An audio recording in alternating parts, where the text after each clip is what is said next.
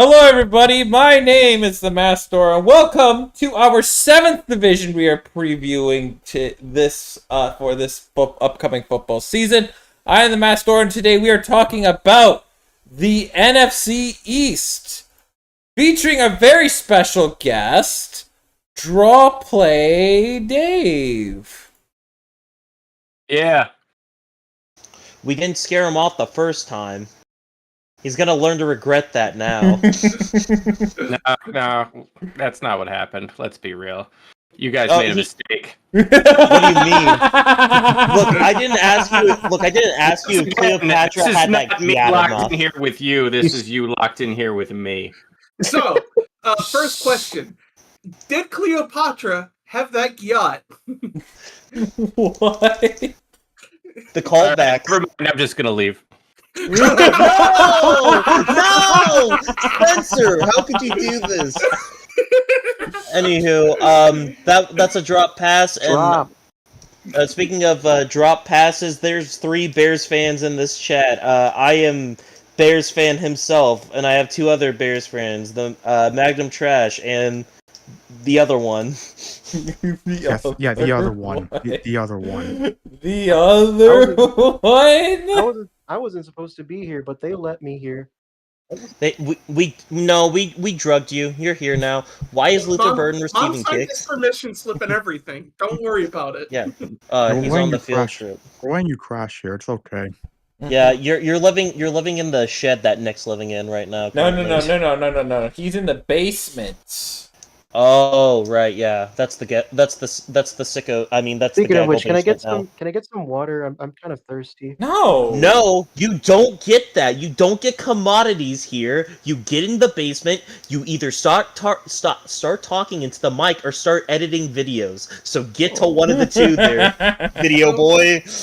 No.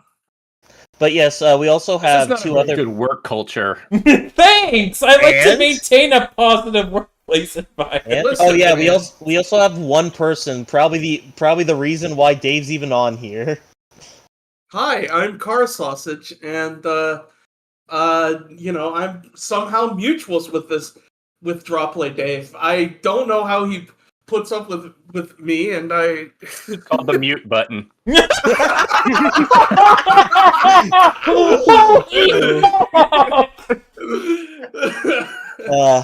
I'd mute myself too, don't worry, man.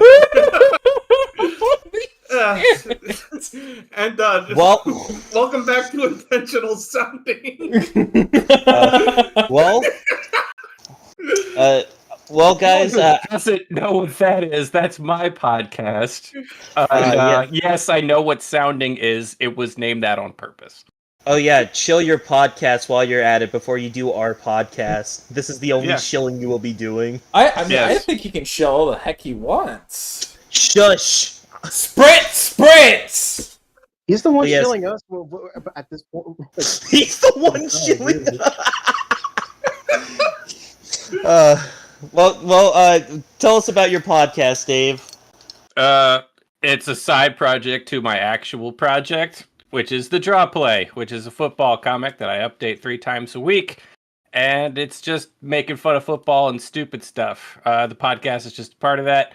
I do it with my friend Sam, where it's basically just an audio version of the comic where we just make fun of football. I see. Well, make sure to check that after the stream. But speaking of dumb shit in football, that's actually a good thing to start off with, because that's our welcome mat for today. I don't know if if Dave will make this or not, but guys, believe it or not, men can be cheerleaders.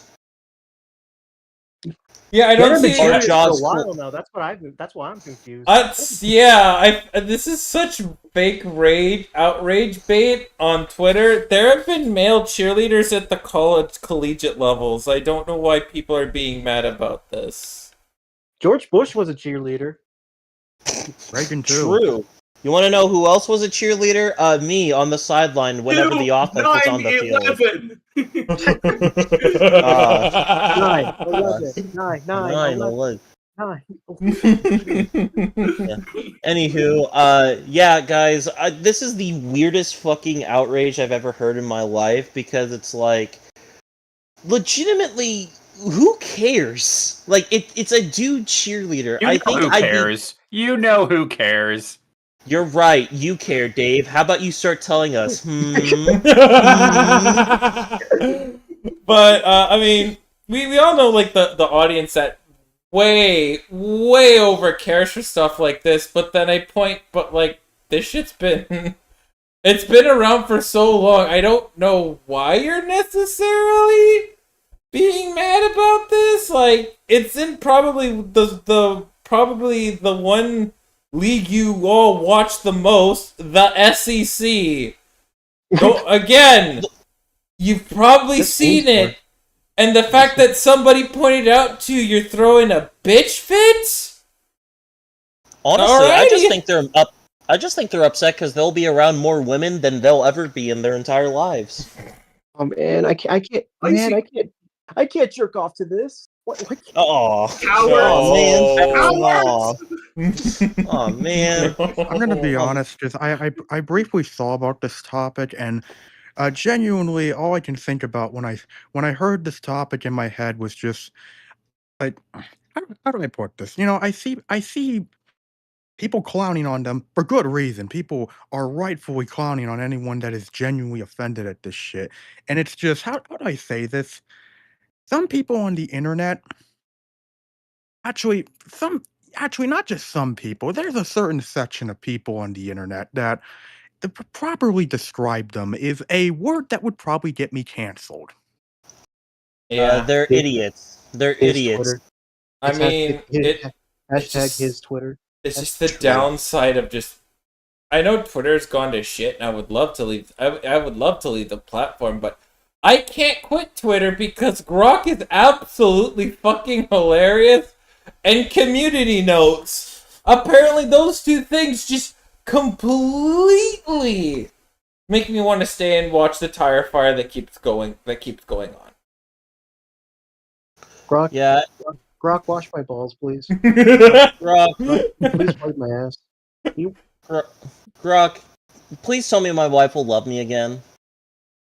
Hey Grok, can you show me your tits? Hey, Grok. Well, am I a virgin? I know. Grok, are you gonna take Drawplaydave out of business? Grok, can you explain this comic to me in a pirate accent? Can you make it Studio Ghibli? Can you make it? Yeah. Look, man. Why would I have to pay a real person when I can just have a computer do it for me? Mm-hmm. Especially it being. This is the part where I rage bait him. Shh. But yeah, stop whining about male cheerleaders. And if you are a man, grow a pair. If you're a woman, grow a pair. If you are somewhere in between, grow something. Stop bitching and moaning about stuff that doesn't matter. You're watching the most homoerotic sport that exists. Stop complaining about male cheerleaders. True. Thank you. Like literally, that truth right there. But also, like, I gotta say, genuinely, like, I don't know. Baseball has made leaps and bounds on being the gayest sport, in my personal opinion. And I as far as gay sports, I gotta give it up to like traditional wrestling. Like, to me, that will always be like, especially some of those pins and submissions. I'm just saying, bro. As a friend Ren would say, wrestling is just toxic yaoi. And that's true. But of course, while we're here, we have to actually do something. We have to talk about sports. Did you know that? We talk about sports here. I mean, I want to know what galaxy-minded prediction we can come up with, because the one we did last year for the Dallas Cowboys became hilariously closer than I bet everyone could have predicted. And something tells me that if Deion Sanders wasn't battling cancer, something tells me I think he would have gotten the job for the Cowboys. And we were this close to greatness, and by greatness, I mean the biggest toxic shitstorm you'd have to imagine. Well, speaking of the Dallas Cowboys, let's talk about the Eagles and Jalen Hurts, because that's the only quarterback that exists. Starting off Starting off with the notable additions for the Eagles this year, we have center Cam Jurgens that signed an extension. Linebacker Zach Braun, who signed a extension as well. They signed a Bears offensive guard Matt Pryor. They signed Lane Johnson to an extension. They signed Saquon Barkley to a deserved extension. They signed Kenyon Green from the Texans, offensive guard. They signed Kendall Lamb, offensive tackle from the Dolphins. Ogbonita Orakano from the Browns, edge rusher. Cornerback Jacorian Bennett from the Raiders that they got in a trade. Kalen Granson, tight end from the Colts. Cornerback Adoree Jackson from the Giants. They re-signed Dallas Goedert. They signed Azeez Elijawari from the Giants. And to cap it all off, they also got Josh Uche from the Chiefs. And, as a little twist, today they got wide receiver John Mitchie from the Houston Texans in a trade. What did they have to send to Houston, by the way? I didn't see. Like tight end, their tight end too, which was, I think it was Harrison Bryant on here. Yeah, Harrison Bryant, and they sent like a fifth there for like a fourth or something. I don't remember. Now it's time for the notable leaves. Quincy Gardner-Johnson got traded to the Texans. Mekhi Becton got left for the Chargers. Josh Sweat went to the Cardinals. Milton Williams went to the Patriots. Fred Johnson, offensive guard, goes to the Jaguars. Avonte Maddox goes to the Lions, cornerback. Isaiah Rodgers, he gambled on the Vikings. Long snapper Rick Lovato, unfortunately, is homeless right now. Edge rusher Bryce Huff got traded to the Niners. And running back Kenneth Gainwell goes to the Steelers. Now, we go to the Eagles draft picks. And for their draft this year, in the first round, the Eagles select defensive tackle, if I remember, not offensive linebacker, linebacker Jihad Campbell out of Alabama. In the second round, they draft safety Andrew Mukuba from Texas. In the fourth round, they drafted defensive tackle Ty Robinson from Nebraska. In the fifth round, they drafted cornerback Mac McWilliams, Central Florida. In the fifth round, they drafted linebacker Samal Mondon from Georgia. In the fifth round, they draft offensive line Drew Kendall from Boston College. In the sixth round, they drafted QB Colin McCord from Syracuse. In the sixth round, they drafted tackle Miles Hilton from Michigan. In the sixth round, they drafted tackle Cameron Williams from Texas. And for the last pick of their draft, in the sixth round, they draft offensive linebacker Antoine Paulo Ryland from Virginia Tech. So, guys, how can we make this about Jalen Hurts? How can we make this about Jalen Hurts? Well, they got a new quarterbacks coach, guy by the name of Scott Leffler, who previously was the head coach of Bowling Green. This is this is his first NFL job since being a quarterbacks coach for the Detroit Lions in 2008. That's crazy. Did you know that Jalen Hurts is a top 3 quarterback in the NFL? I can't wait for him to go 0-16. Oz, what kind of agenda are you trying to push? No. Don't you get it, guys? Everyone said on the internet, Jalen Hurts is a top 3 quarterback. You know, he won the Super Bowl against Patrick Mahomes, which instantly means he's one of the best quarterbacks in the NFL currently. That's what everyone's saying, you know? Ain't that right?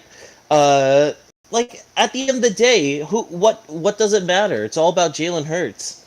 This is just a subtle nod to be like, I'm tired of the Jalen Hurts discourse, and people need to stop making everything about him. They've talked more about Jalen Hurts than Cam Ward. Jalen Hurts is not the main proprietor of that team to make it succeed. It's Saquon Barkley and that offensive line. Jalen Hurts is just a nice piece to have, ironically, with a team of so many nice pieces. I'm not saying he's a bad quarterback, but like... He's a good quarterback. I just think the discourse is tiring. True. Yeah, it's I think that's just Eagles fans being Eagles fans. I don't think you should Well, take yeah, it too well, that's what seriously. happens when you win a Super Bowl. The discourse gets, the discourse gets over exaggerated to a point where it literally gets on everyone's nerves, and all you are going to be hearing is Eagle fans talking about Jalen Hurts. It's why there's been an entire off season of discourse between Jalen Hurts and Cam Newton. I think mean, that's just stupid. By the way, like I mean, I don't even think they're that similar of like quarterbacks, really. Like they're not. They're really Cam not. Newton would run into the end zone. Jalen Hurts gets pushed in the end zone. I mean, That's the The difference. thing that Eagles like, even just for regular football fans, what makes the Eagles work is that they're a very well-rounded and hard to beat team that you could literally say they were able to benefit off an intentional move by benching, by not even dressing Carson Wentz as their quarterback for the last game of the season. They made him a healthy scratch.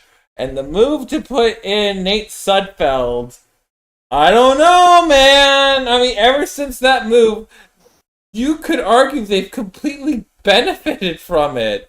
we are not doing this revisionism. By the way, we're not doing. Nah. Yeah. That's not where everything changed. Everything changed when they got AJ Brown. AJ Brown turned that team around, and you want to know why? The Titans were dumb enough to trade a top 10 wide receiver to a team that needed a number one weapon. Which I will just say this about their wide receiver too. I have come around on Devontae I Smith. always Devontae Smith. I have come around on Devontae Smith. I think he's a I think he is a wide receiver one. I still think he's low end, but he's a wide receiver one. But he wasn't the guy that the team needed to push them above. AJ Brown was the guy. And then they were close. They almost beat the Chiefs. And you want to know something? They finally decided, hey, we're going to stop fucking around and we're going to do something. And they did. Granted, it took them 2 years, but they got there. The issue is, Jalen Hurts is I don't want to say the mute point of the team, but he is not even like, in terms of where everyone is in the best, like, on their positions, there's 32 starting quarterbacks in the NFL. There's over 100 starting wide receivers. There's over, there's over 100 starting wide receivers. There's over like 60 running backs that go in every single time. Jalen Hurts does not reach the peaks where A.J. Brown, where that offensive line, where Saquon Barkley, where that defensive line, he doesn't reach where anywhere on that team. He's an he's a good quarterback who can take his team somewhere. But he's not the guy. Well, I'm just going to be honest because honestly, I'm really tired of having to talk about more Jalen Hurts than the Eagles. But like, what Jalen Hurts with this Eagles team reminds me a lot of is Russell Wilson in like the peak years of the Legion of Boom. That's what it reminds me a lot of. I see a lot of similarities between the two where, at the time, Russ was definitely not the biggest reason, the Seahawks won the Super Bowl, but he was a key piece to why the Seahawks won that year, and he played very well. And I see similarities. I see more similarities, at least from how I see it, between Jalen Hurts and Russell Wilson than I've seen with other comparisons like Jalen Hurts and Cam Newton, which that is, once again, that is a stupid debate in itself. I mean, the thing about it is, like, the GM did done his job. He's built an outstanding team. And, like, one of the things that, again, I do see a little bit of Russell Wilson in there, where Seattle knew what they have. Russell Wilson anywhere, because he's just not big enough.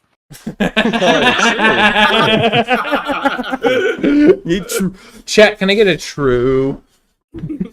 Truth, no.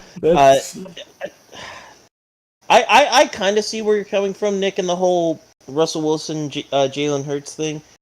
I'm gonna say my final piece about this. Russell Wilson, once Russell Wilson lost the keys that made him good, he still looked like a solid quarterback in Seattle when he lost those guys. I haven't seen that with Hurts yet, but that's because they haven't hit their recession yet. So I will agree to a point. I'm waiting to. That's like a to be determined thing, but I think you are on the reins. But And also, the reason that I mentioned, like, the Legion of Boom, like, that defense and all that, is because I feel like the biggest reason the Eagles succeeded last year, people will talk about Saquon, and they'll talk about that weapons and the O-line, but that defense last year for the Eagles was fantastic. true. Mm-hmm. Also, real quick, Bears touchdown. I need to get that in before anyone else. I think a lot of that is because Vic Fangio was the coordinator, and Vic Fangio was just one of the best defensive coordinators in the game. And Yeah, who knew that Vic Fangio was a very talented defensive yeah, coordinator? I mean, like Not me, not me. it's a higher. Yeah, I mean, like he's certainly better than Matt fucking Patricia. That I'll tell you that much. And he's also better than Matt Patricia. I think anything is better than Matt Patricia. A prolapsed anus does better at defense than Matt Patricia because at least that prolapsed anus is able to stop something, even if it's just taking a dump. I think us being an entire defensive coaching staff is better than whatever the fuck that fat bearded clipboard wearing cocksucker can do. He's Ryan Day, but with all the accurate rapist. Don't forget that. Wait, what? What did he do? What? Matt Patricia? You don't remember that when he got hired by the Lions? A story came out that when he was in college, he sexually assaulted a woman. Oh, that's not got good. Swept under the rug. Typical Patriots! They always do this shit. I mean, back in college now too. That's when he came to the Lions. Yeah, it's funny he's working under Ryan Day because I always think Ryan Day looks like Matt Patricia on an after for Ozempic.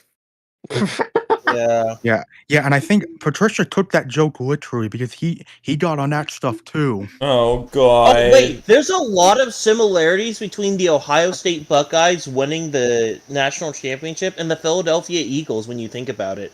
Phenomenal running game followed by great offensive line, followed by amazing wide receiver weapons with just an okay quarterback behind the helm that was mostly being carried by the fact that defense rarely made mistakes, and the only times they lost were against opponents who just slightly did better than them.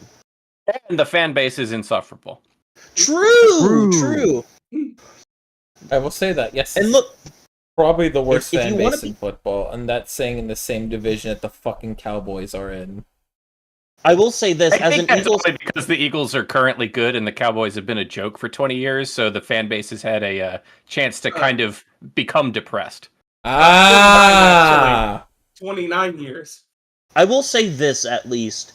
It is very funny to look at Penn State, Eagles fans, because most of them are like Penn State fans, and being compared to Ohio State is like being compared to like the embodiment of Satan in their eyes. But ironically it just works a shit ton well with those two.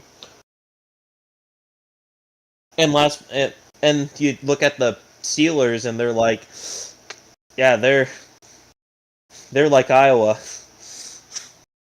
But yeah, or Taegan. But yeah, what else is there to really talk about this Eagles team that hasn't really been said?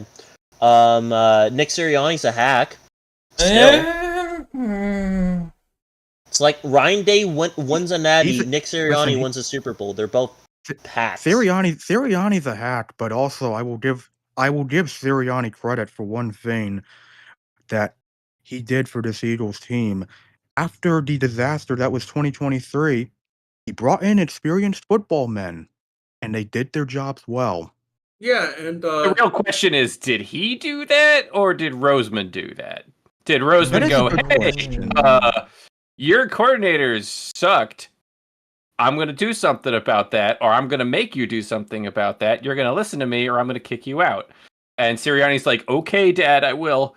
Don't beat me again! Don't beat me again with the batteries. I hate it when that happens. Okay, Dad, I'll listen to what you have to say. Or you're gonna ground me from playing Fortnite again. Fucking honestly, God. I could believe that because also like I'm pretty sure. Like, I think it's safe to say Howie Roseman locked the fuck in last offseason. Like, I think it's safe to say about that. Mm-hmm. This is gonna sound really dumb, but my most accurate comparison for Nick Sirianni is JD Vance for some reason, and I don't know why. What? They both look like they eat pets. And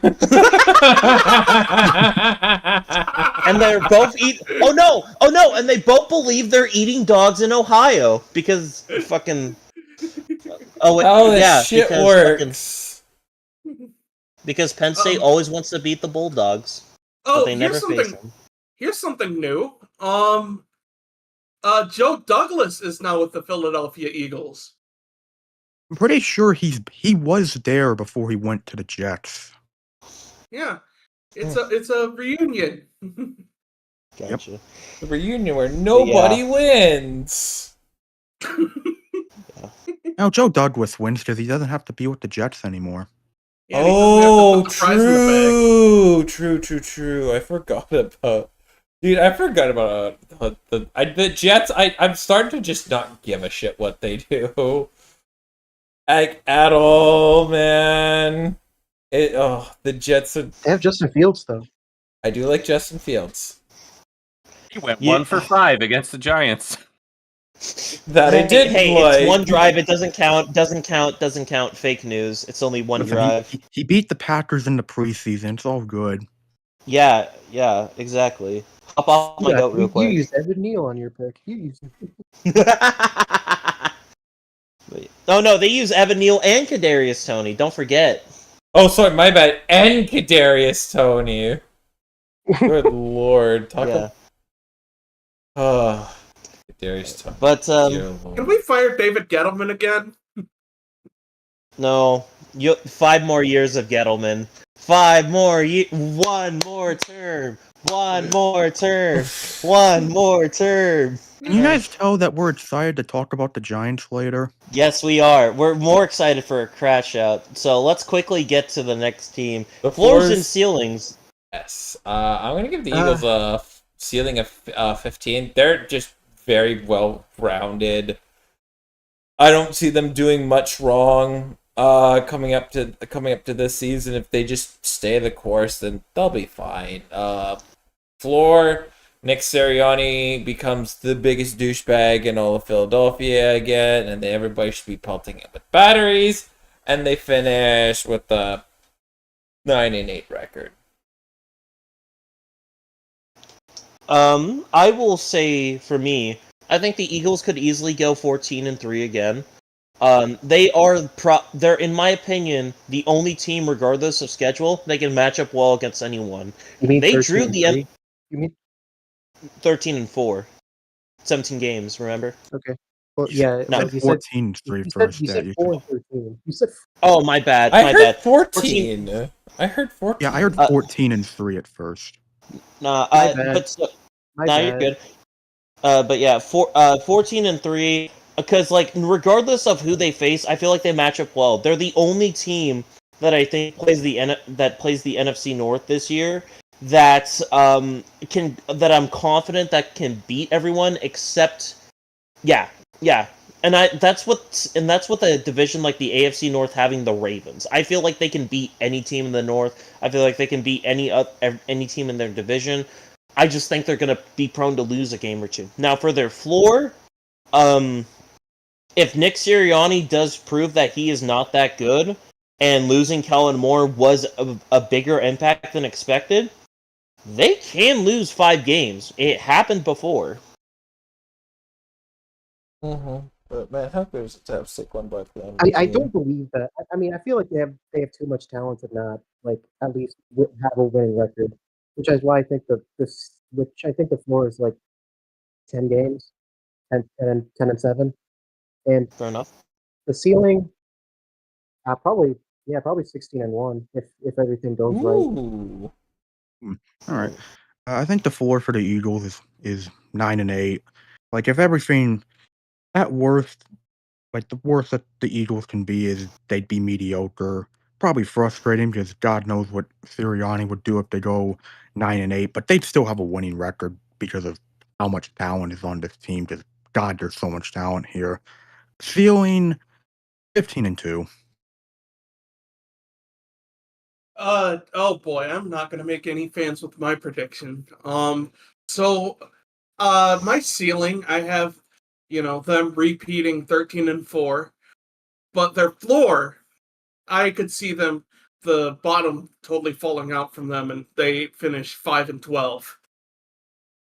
Kind of similar to what I had. That's fair. Like how exactly? Like because of Sirianni or like just the Yeah, especially since he hired one of his yes men from Indianapolis as the new offensive coordinator, Kevin Frank Petula. Wright?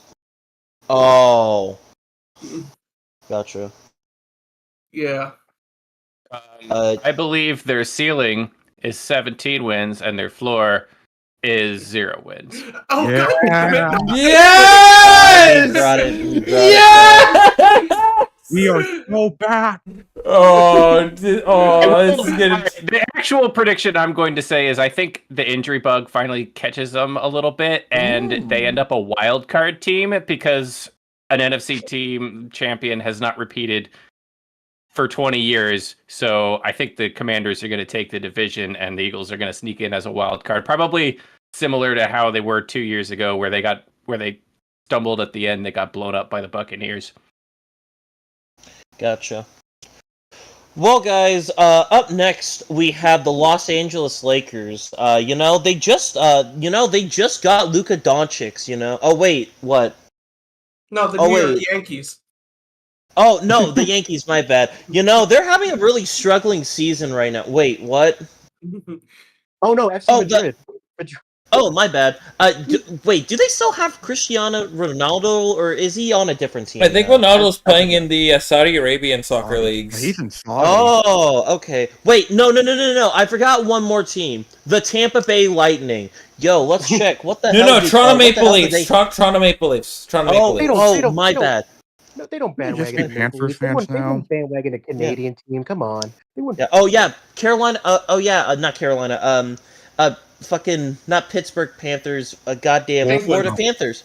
Florida Panthers. Yeah. Panthers. There you go. Yeah. Wait. Long enough. Okay. Let's see. Mr. Bears fan, a second tower has hit the World Trade Center. Wait, what? Oh God! Someone tell Jerry Jones. Oh God! Someone told Jerry Jones I had a bet on this. He told me Bush was gonna do it, and I didn't believe him. Okay. Holy fuck! Yes, the Dallas Cowboys. They also had a free agency, guys. On three. On three. Say the line. 1, 2, 3. All in. My ass. Oh my god. You know what? I've seen it. You know what? Close enough. Welcome back, Oakland Raiders. Welcome back. Welcome back. Jerry Jones is the gift that keeps on giving. Hold up, guys. We got some stout signings to go through. Okay, first they get Robert Jones, offensive guard. They get Jordan Lewis. He left actually. Oza Diguza signed an extension. Kenneth Murray, and they also traded for George Pickens, guys. Remember George Pickens? Oh, remember him? Oh yeah, I forgot I saw about taking back shots last night. Yeah. Oh, guys, they re-signed Jake Ferguson. Now here come the big boy ones. Javonte Williams. Dallas finally has a running back, guys. A running back that was not good enough for Denver. And then they had edge rusher, third overall draft pick from a while ago, Dante Fowler Jr. Oh my God. Not to mention, they re-signed offensive guard Brock Huckman. They also got the third overall pick in the Mitch Trubisky draft, Solomon Thomas. Guys, why aren't you freaking out right now? This is one of the best offseason. I'm not freaking out because I'm too busy looking at what they did at their staff. I see. They also re-signed Trent Sieg. They re-signed punter Brian Anker, which is what most Cowboys fans feel on a daily basis. Edge rusher Peyton Turner. They traded for the worst cornerback in the league, Khalil Elaine. So they finally have someone to pair up against the guy who got burnt 3 years ago. And then they re-signed Kamonte Turpin and Brown? yeah. And then they also got the Wisconsin Badger himself, Jack Sanborn, and to finish off with that wonderful running back room, they get Miles Sanders. Guys, this might be the greatest free agency we've gone through. This is our year. This is their year. This is their year. They should have Yeah. got the other Sanders. They should have got Sadly, of course, not everyone could have been re-signed. They had to make some moves. They got rid of linebacker Eric Kendricks, cornerback Jordan Lewis, edge rusher Chauncey Golston, their running back Rico Dowell, which good riddance. He was so bad on that Dallas team last year. They also got rid of one of the worst backups in the league, Cooper Rush. They lost Brandon Cooks. What a loss! They lost Carl Lawson, who's unfortunately hasn't been re-signed, and they also lost, DeMarcus Lawrence as well. Oh wait, Poor DeMarcus Cowboys. Lawrence. He went to Seattle, right? or Jerry Yep. Jones. Did. His team sucks. By the way, Also- while reading this, DeMarcus Lawrence got injured again. Dang really? it. Mm-hmm. No, That's it's awesome. it's a joke. It's a yoke. Oh, Oh. well, guys. Oh yeah, don't forget too. They traded for Joe Milton to be the future of the yeah. franchise. I wonder if Michael Parsons is still struggling with that injury. Injury. that bus he got hit by. That Yeah. car. I mean, I'm telling you, there's one. I weirdly think the contract is already on the table, just waiting for him to sign. They're just drumming this up for drama, like they do with every. I mean, there's fucking no worse- extension. There's no worse injury than wallet tightness. You could find Schoenheimer as their head coach. Oh, Well, guys- there's four. I feel like we're about to get into that. We're about to get into that. We have some more amazing Dallas Cowboys picks. Guys, you know what this team needs? We need another Tyler on this line. So they go off and get Tyler Booker, offensive guard from Alabama in the first round. They get Donovan Izaraku, defensive edge from Boston College, which, bit aside, that was a good pickup. After that, Siobhan Rebel Jr., cornerback of Eastern Carolina.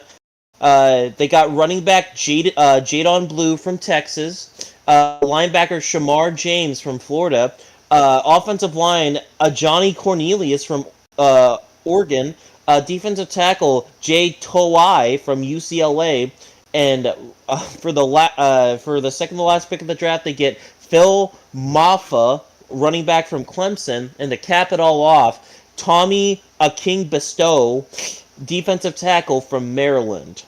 And let's not forget, they had the greatest signing of all the offseason. Fuck Ben Johnson, fuck Aaron Glenn, fuck Kellen Moore, fuck all those guys. You know who's gonna take this team to the savior, the promised land? Motherfucking Brian Schottenheimer. If I don't hear a single one of you give this team a floor of 17 and a ceiling of 17, then you are just biased and you hate the Cowboys. God, this team is a fucking shit show. They do not know how to run an organization. I think it needs to be stated that they didn't just hire Brian Schottenheimer.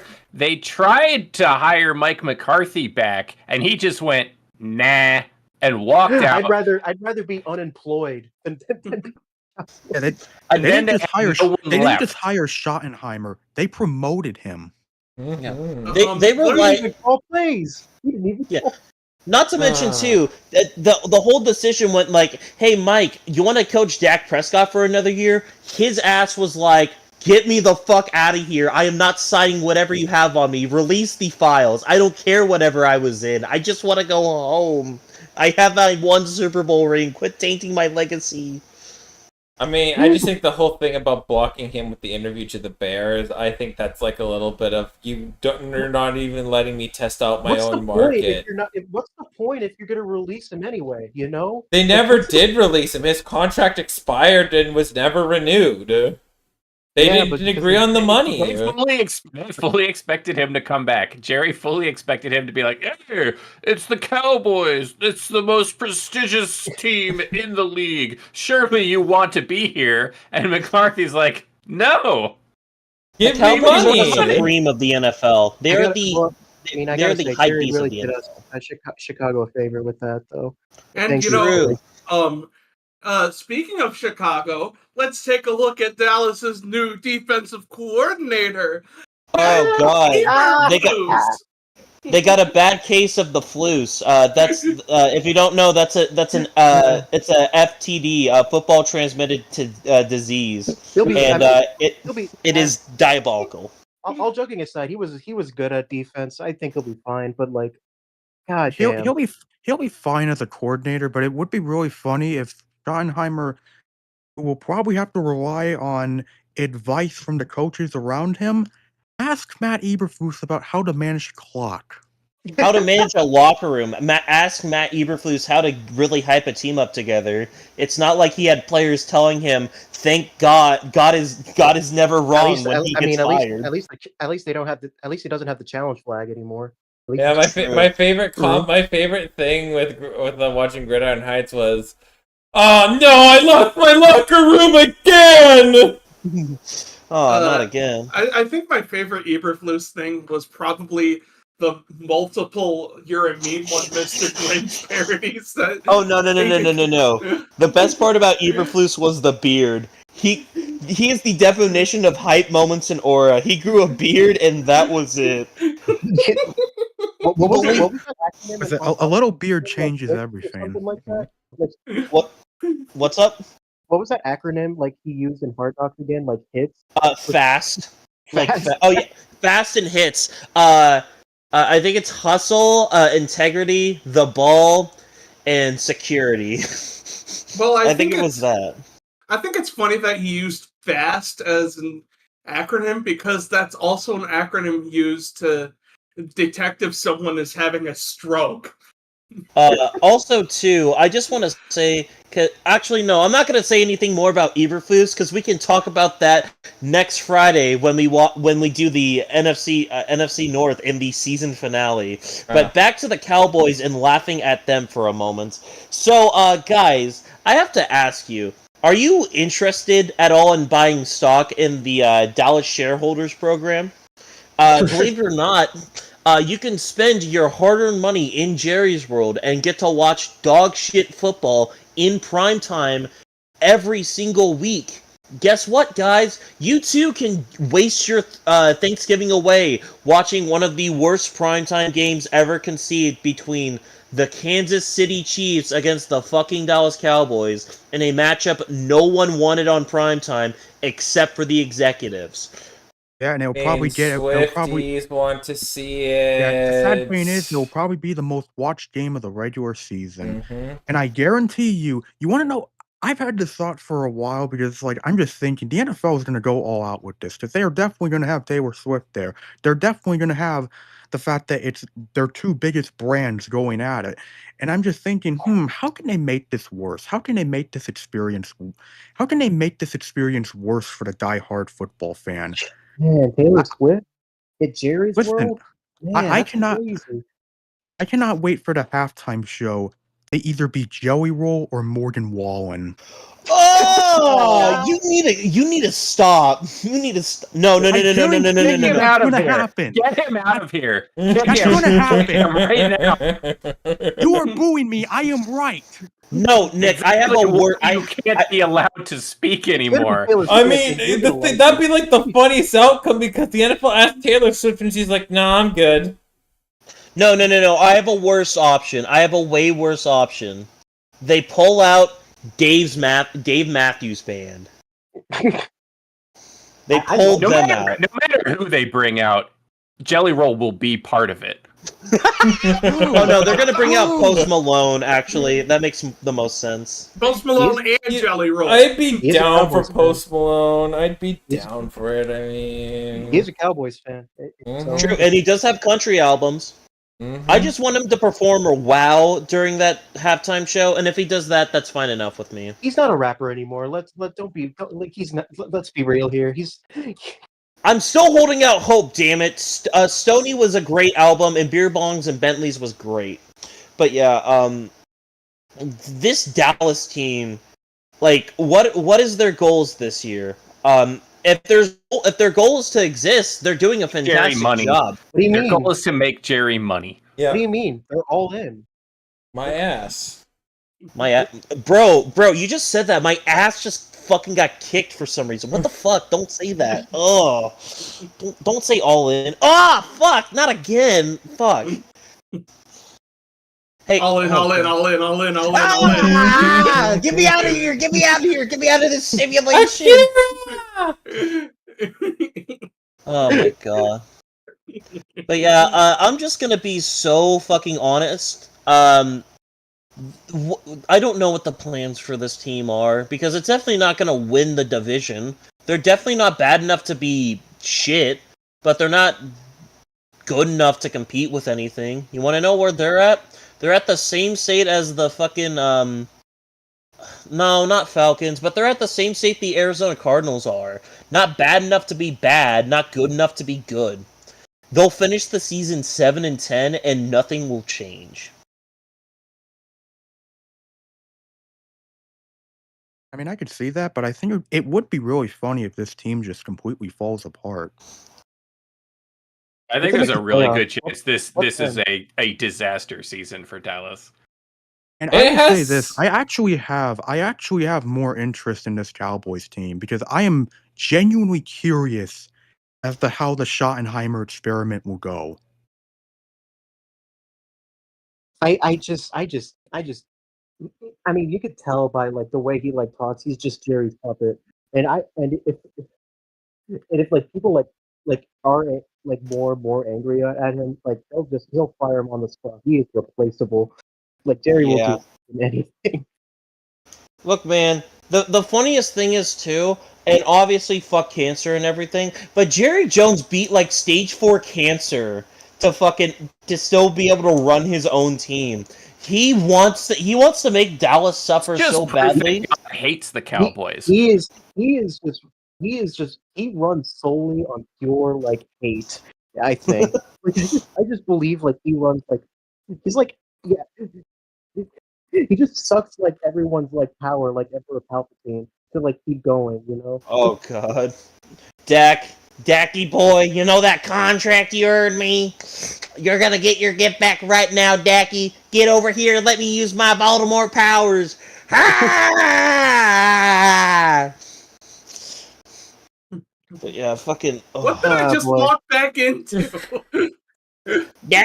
Dacky boy, you give me your contract back, and I might let you live another 10 years. Give me your contract. Decky, you let me restructure your contract and I'll let you add a 5th play in Ryan Schottenheimer's playbook.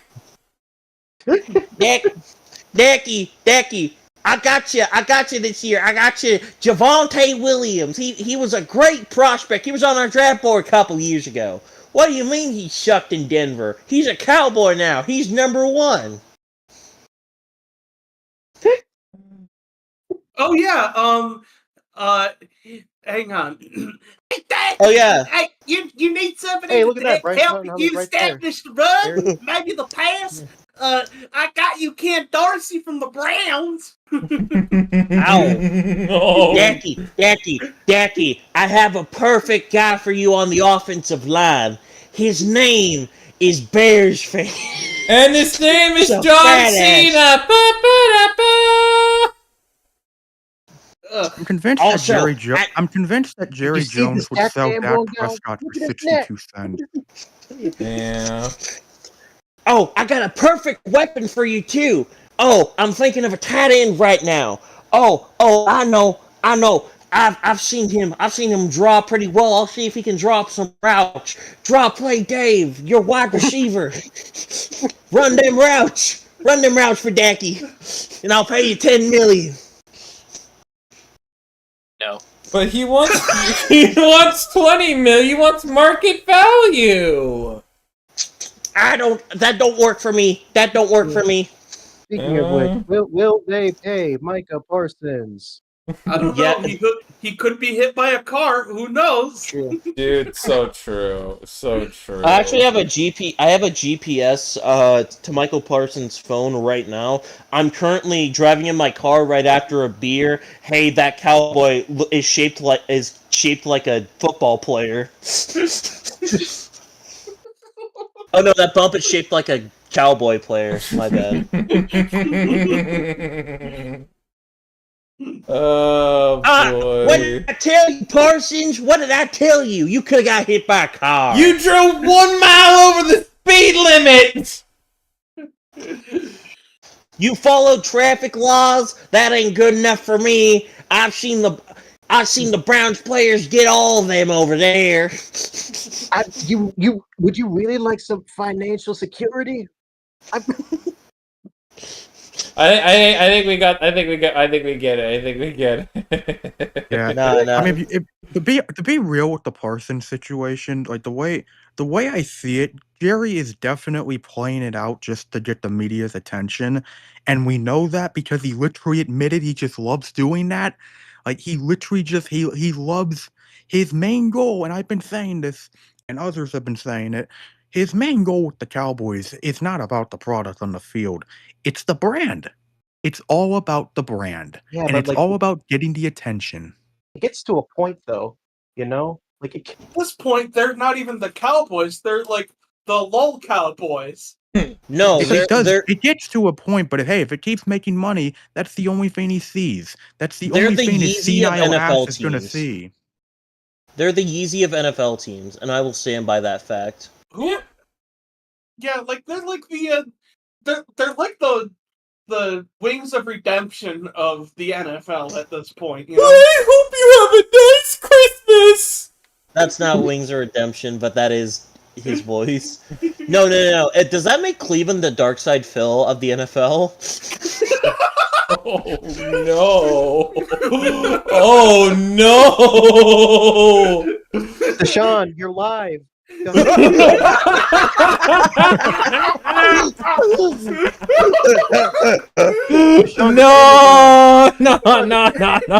What? Camera's been out the whole time. No! Shit, dude!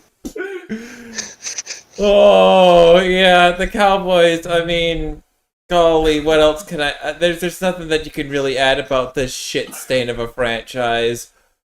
I don't think we can top that, honestly. Because you just can't. It's one thing that they have this whole moniker of being America's team and haven't really done jack and or shit with the title since then.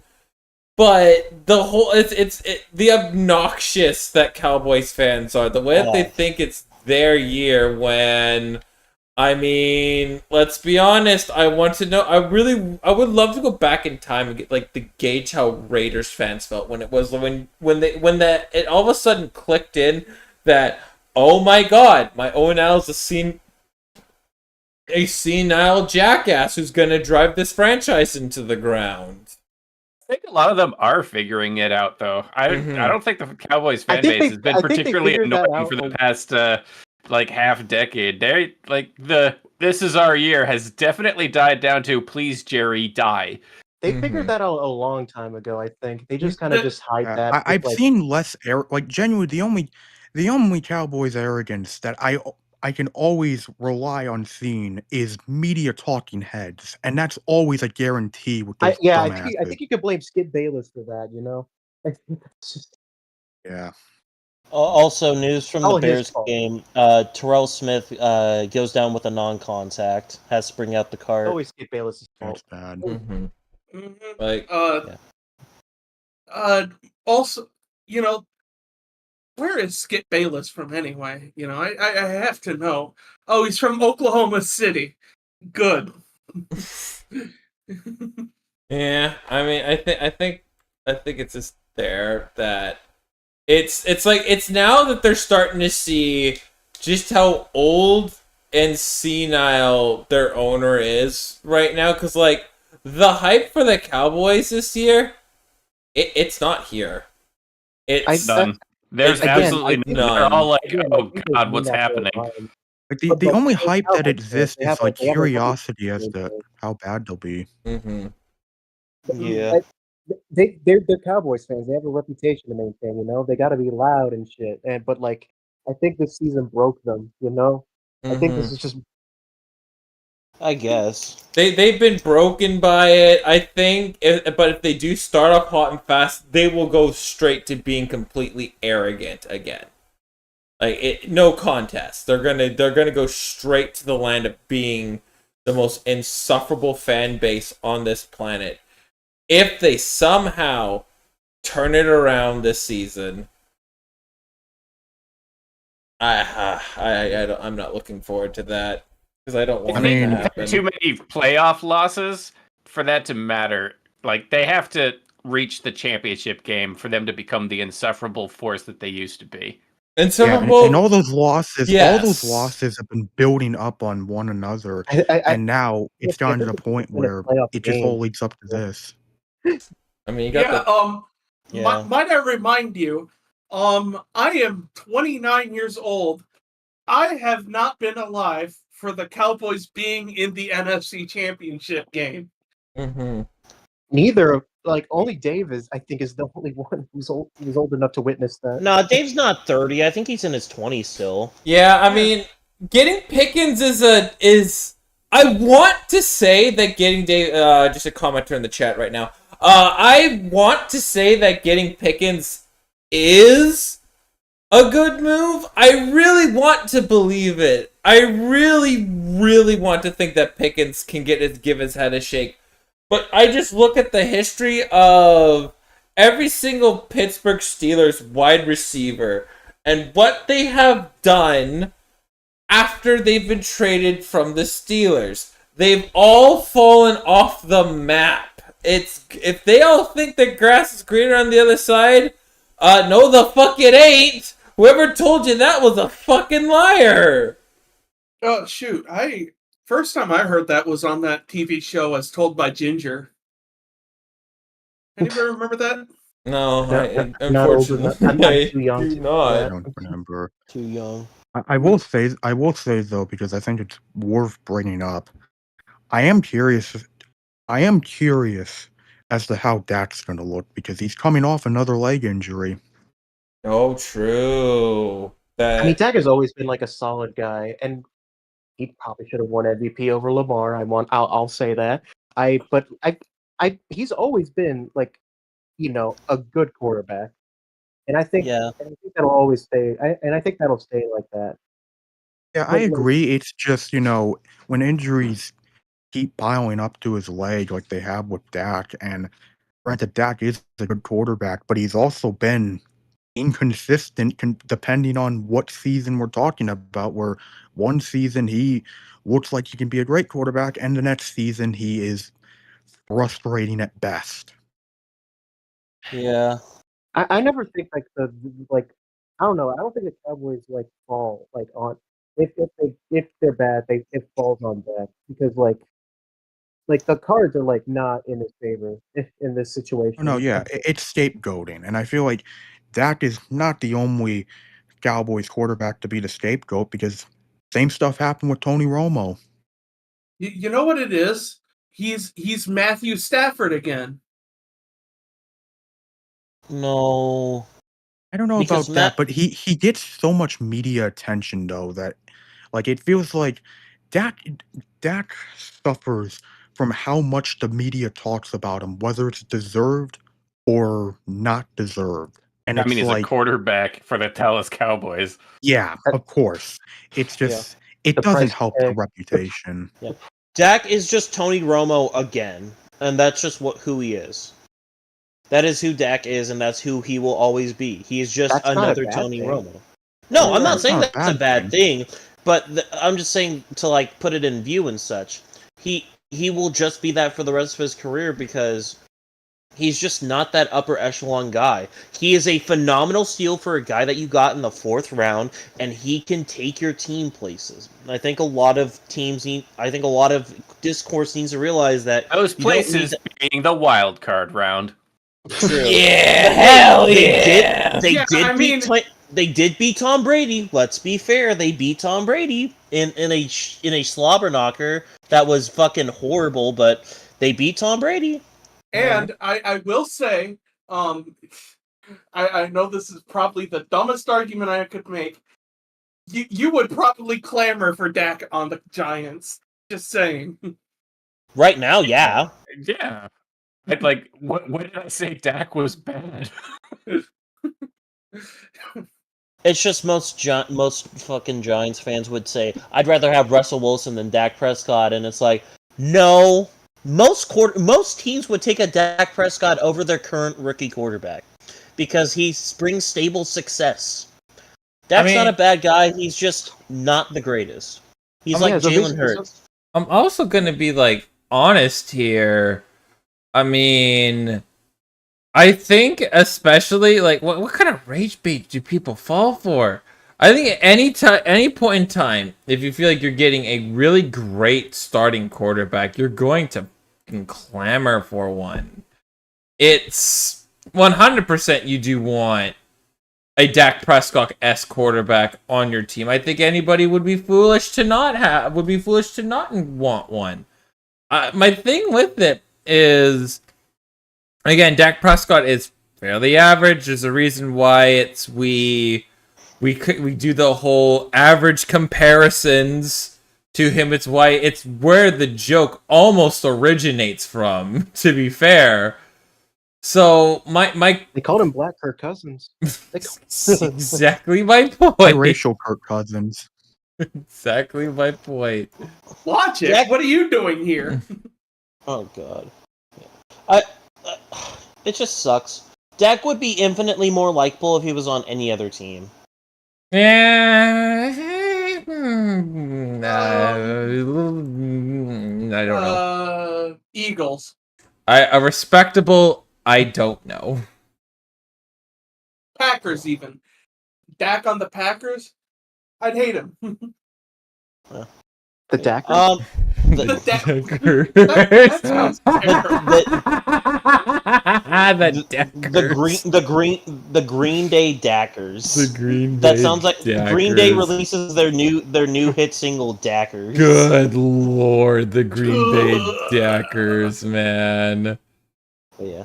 Oh. But yeah. Well, are we ready for floors and ceilings? Yeah. Floor Alright. 11, ceiling. Sorry, my bad. Ceiling 11, floors like 3. I'm not. This coaching staff is absolutely abysmal. Sure, you have, I trust Eberflus to do his job, but I think this all comes into who your head coaching hire is, and you literally. The theory, I think, that we're going to see Deion Sanders one day coach the Cowboys, that theory still will that theory I still believe exists today. The only reason why I believe that he's not the head coach of the Cowboys is because he was dealing with chemotherapy and he needed to go for treatment on one of the days where Jerry really, really, really wanted to interview him and just couldn't wait any longer and just had to say, fuck it. I'm going for Brian Schottenheimer. Fair enough. I think for my floor and ceiling, I think ceiling. Assuming that the Eagles are the Eagles are very much beatable more than last year, and that the Commanders are just fluctuating a ton, maybe they could squeak out 6 wins. I think in terms of floor, they have the potential to be a bottom 3 team. Give them 4 wins. Ceiling, all in. Floor, my ass. True. That's a good one. Their Ceiling, if every ceiling, 17 wins. Their floor, 0 wins. It's Yeah. even funnier the second time. It's even funnier. I wanted to smack my hand on my desk, but my fist is a little fucking sore from doing it yesterday. I'm scared I'll Oh, mess I something can- up. Wait, I have a sound that technically has you slamming. The I think okay. It's see. Oh wait. Okay, ready? 3, 2, 1. Joe Flacco. I the An wrong. arguably better quarterback. Wrong one! Oh wait, it's no, I see you guys. Okay, got. I thought it was me snorting it and then slamming my fist on the desk. We may have introduced soundboards on here, Dave, from some of our videos, like Luke pretending to be Jim Irsay and snorting a line of coke. That is the best inside joke we still do today. Yeah. Nick. But I was gonna give it. Floor is 4. It would be hilarious if this happens because the Cowboys have just been awaiting a season where everything goes wrong, and a season where everything goes wrong is what Jerry Jones most definitely deserves. But feeling if everything goes right and Schottenheimer shows some form of coaching pedigree, I can see 11. That's fair. Okay. Oh boy. For anybody in the FBI, I am joking. The ceiling for this team is that Jerry Jones finally fucking dies. In Minecraft.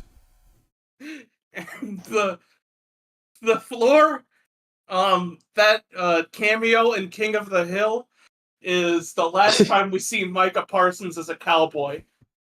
Well, He will not die during the Cowboy season. Come on now. Like he needs to die in the off season so he could talk so people could talk more about the Cowboys.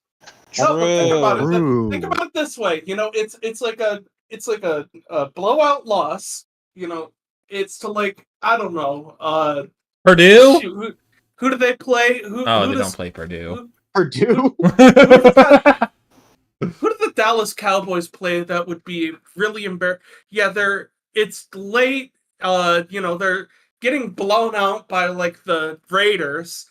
I thought we were gonna all say of a sudden Kent State next. And then you know, it's like, you know, like I don't know, like Joe Buck and Troy Aikman are just like, well, gee, what's going on up there in the booth? And then it cuts to Jerry and he's having a fucking heart attack in his suite. And they're commentating his heart attack as he finally collapses on the floor.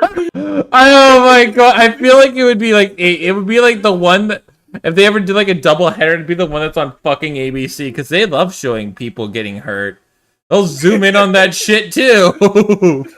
Or if it's a Fox game, you know, right as he like flops to the floor dead, that's when they play the Fox injury music.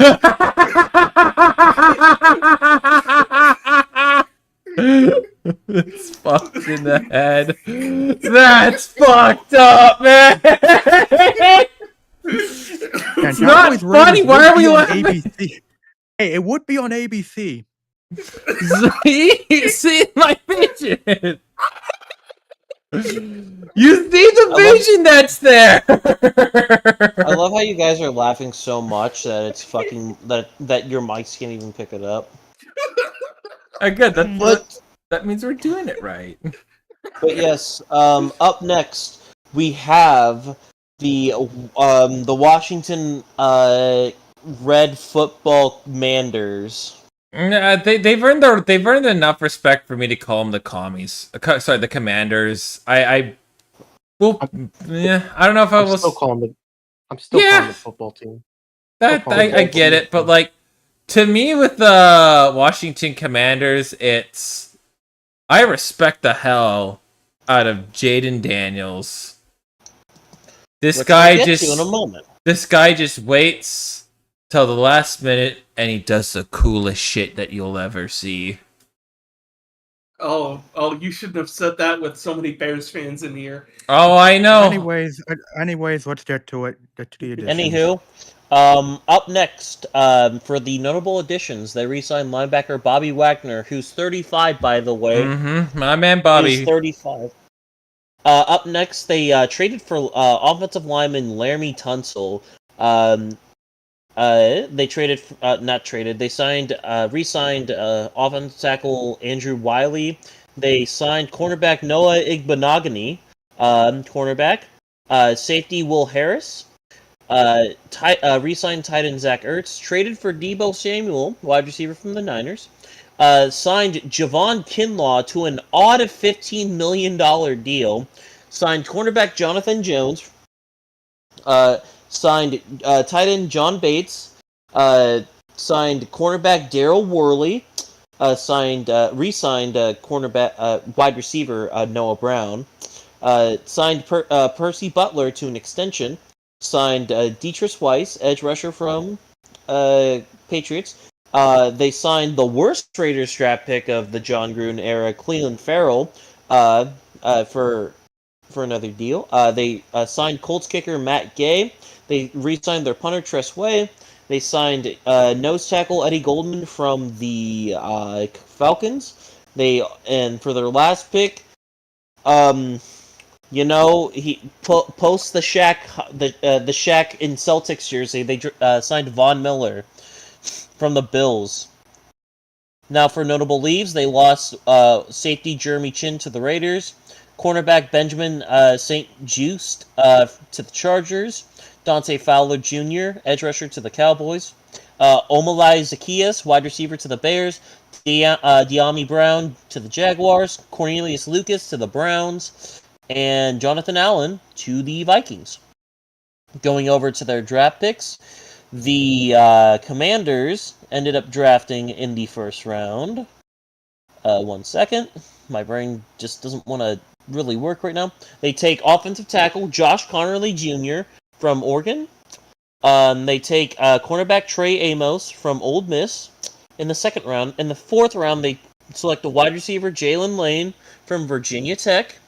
And in the sixth round, they draft linebacker Kane Medrano, linebacker from UCLA.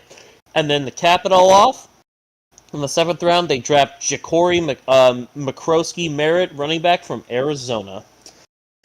Overachieved last year for this Commanders unit, but man, they overachieved in a really good way. This year, they're going to have a lot of standards to live up to. And it's going to be up to them to see whether or not they can live up to them, because you might have peaked a little bit too early in your quote-unquote rebuild.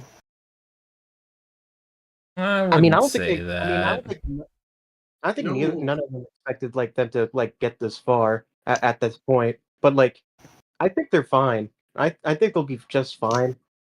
I think they'll take a step back after this, especially since their schedule is not really the best. And the schedule is not on their side this year. But they'll be fine. I guess. Yeah. Let's see. They we have just a few changes in the front office. Not very many. We get a new team president, Mark Klaus, former CEO of Campbell's. Yes, the chicken noodle soup Campbell's. And we see Brian Schneider step in as the new assistant special teams coordinator, after being the special teams coordinator for the 49ers from 2022 to last year.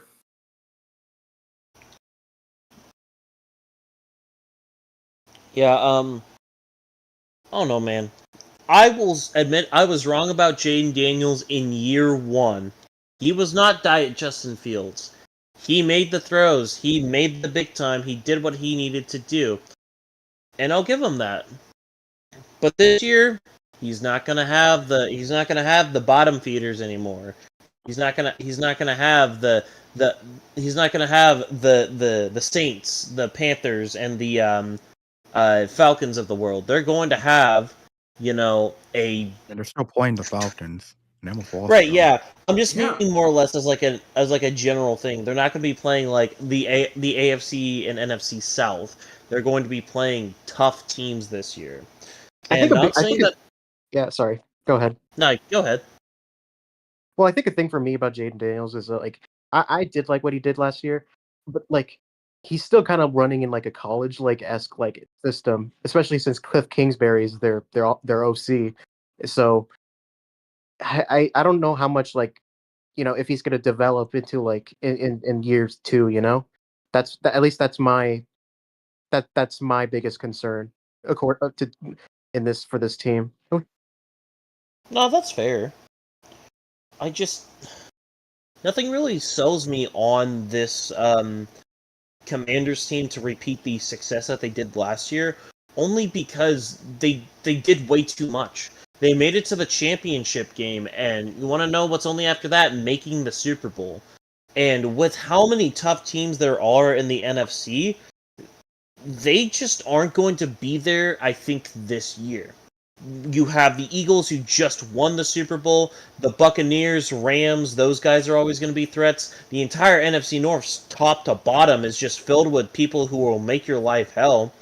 They have to go up against some of the best, and in a division where you're already having to play in tougher stadiums to play, because as much as we clown on Jerry's World, it is not a easy stadium to play in. It is not easy to play in the Eagles field. It's not easy to play in MetLife. It's actually very easy to play in Jerry World. No, It depends on where the actually, sun is. Yeah, it's not, because they built it architecturally as the dumbest fucking thing, because Jerry was just like, I'm gonna have the sun come in. God needs to see the Cowboys play. The Cowboys are hype moments in Aura, the team. True. Except on a VHS, because that's the last time they were relevant. No, True. they're a skating montage. They're like one of those old skate highlight clips. It's a CKY mixtape. It's like a CKY. Yeah. Yeah. But yeah, I think definitely what the Commanders have done is extremely smart, and I think that they're going to be bound for some sort of success this year. I just don't think that success will extend to the Super Bowl. I think top to bottom they have a really solid defense. Getting Deebo Samuel over, whether or not he's injured or not, he is a threat that you have to worry about, because he can play running back, he can play wide receiver, he can play all these different positions as a gadget guy. And you still have Terry McLaurin, which that contract thing is kind of weird, but with the whole Brandon Ayuk situation last year, where we thought, is the Niners going to pay him before the season starts? He'll get paid before the season begins. If the Commanders trade him, they are ridiculous. I've heard nothing about that. Like I since he came out and said that. I think he just wanted to say that just to get paid more. And Yeah, it's just a negotiation tactic, and honestly, I guess the other Bears fan might as well give his thoughts on the Commanders, and I have to emphasize that because yes, I'm always aware of what happened. We're all always aware of what happened, but Washington had an incredible season last year. Nobody, even Commanders fans, could have expected just how successful last season would turn out for them. And Jaden Daniels, I said this last year, for all the concerns that people had about him, getting drafted, ahead of someone like Drake May and all that, I did say that Jaden Daniels could be the first one to see success because he had the ability to see success early because he was a great quarterback in college, won the Heisman, and is going into a college offense led by Cliff Kingsbury. And we saw the results of that last season. Now, the big question with Jaden is, well, all these NFL teams that are going to be facing the Commanders, they now have a lot of film. They have a ton of film of Jaden Daniels and this Cliff Kingsbury offense. And really, because this can't be said for all the quarterbacks from the 2024 class, because the only other one that had as much film as Jaden Daniels last year was Bo Nix. And this feels like a big question for this Commanders offense this year is going to be, well, how is Jaden and Cliff going to um how are they going to adjust to how these defenses are going to be playing against them? Because the adjustment is coming.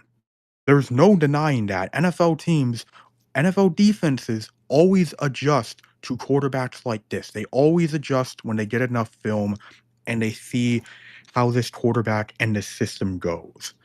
The big question is just how's it going to turn out for the Commanders? Yeah. Quick little side note. What the? I caught a glimpse of like the commercials for Fox's new game shows. What are they doing? Like the quiz with balls. You know, you answer. Have you ever watched an episode of The Floor? Like it's the funniest shit.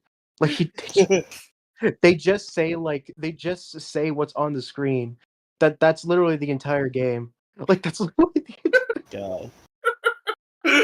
But yeah, the premise from what I saw from that preview is if you answer a question right, way to go. If you don't, a giant ball comes from behind you, smacks you like Brian Dawkins in 2004, and you go flying into the water. Yeah. Never heard of this, and you just sold me. Oh God. I again, like I don't know, like college offenses don't last that long in the NFL, and I think that's what scares me, because like we saw we saw the last time Cliff Kingsbury tried to run a team in the Cardinals, and we saw Worked for a year. how bad that ended. So like Yeah, and it's just like I will give Cliff a lot of credit because people were saying last season, well, at some point he's not going to be able to adjust to this. And to his credit, he did a great job adjusting to the second half of last season. And we saw how the Commanders for a while had a little bit of concerns on offense, but they quickly fixed that, and that was a big part of why they were able to go all the way to the NFC title game last year. But it's been mentioned already, and I might as well just go through it because this schedule is very tough for Washington. It is a very rough schedule. And granted, we saw how Washington, even in tough situations, found ways to win. Chances are they're going to have to keep doing that this season because looking at their schedule, and I think just for context, I'll go over the schedule just to give everyone context. Week one is against the Giants. That's a winnable game, but for some reason, I think that will be close because for some reason, there are always close games between the two. Week two, Thursday Night Football against the Packers at Lambeau. That should be a tough one. Week three against the Raiders. It's at home. I think that game should be fine for them. Week four is at Atlanta. That can be a tough game considering how close that game was last season. Week five is at the Chargers. That can be a tough game. Week six is the Bears. I don't need to explain that one. no comment. Their point. Yep. Week seven is the Cowboys. That should be a winnable game. Week eight is at Arrowhead against the Chiefs. That's a tough one. Seattle week 9. Detroit week 10. Miami in week 11. Then they got their bye week. Then coming out of the bye week, they have the Broncos, the Vikings on the road, the Giants on the road, the Eagles at home, the Cowboys at home, and the Eagles in week 18 in Philadelphia. Those are not recipe for easy wins.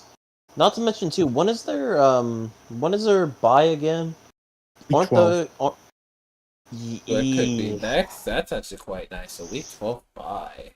No, I'd argue like a week 8, week 9 bye is kind of the nice era. 12, 13 is rough because by that time, basically, everyone by like week 8 or week 9 are already exhausted and are dying. Granted, you don't have to go through that much with it, but still, that's a rough week to get a bye. At least for me I just think personally. it's fucked up. I just think it's fucked up, though kind of funny that they're having to play the Eagles 2 times in the last 3 weeks of the season. That's what that's what the Bears had to do, right? No, that was one year. That was a different team that they had to do that for. But yeah, it is fucked. They have to do that. Um, No, their last 4 games are against divisional opponents. That is, oh, man, the only now I'm thinking of a potential like game show called "Lou You Have It," where Ray Lewis hosts it, and very obvious what the prize is, and then get a question wrong, Ray Lewis gets a chance to sack you. it's the whole. Would you get sacked by Ray Lewis for 50K arguments? And the answer is yes. Come on, Fox. I know you're listening, and I know it's dumb enough to go on your channel. Yeah. We know what you fucking people are all about, for fuck's sakes. Yeah.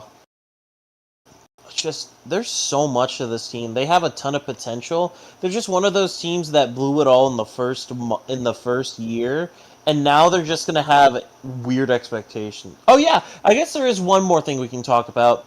They're wanting to trade Brian Robinson Jr., which that running back room is already kind of bad. The fact that you're trading your best running back or shopping him actively is super rough. I mean, I will say this.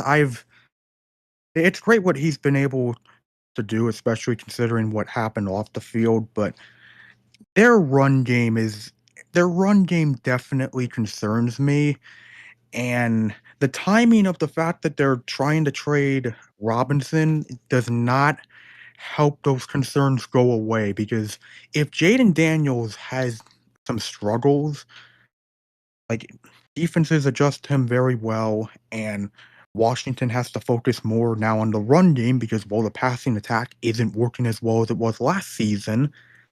That could cause some problems for that offense because, like, that run game really wasn't that reliable for them last season. Yeah.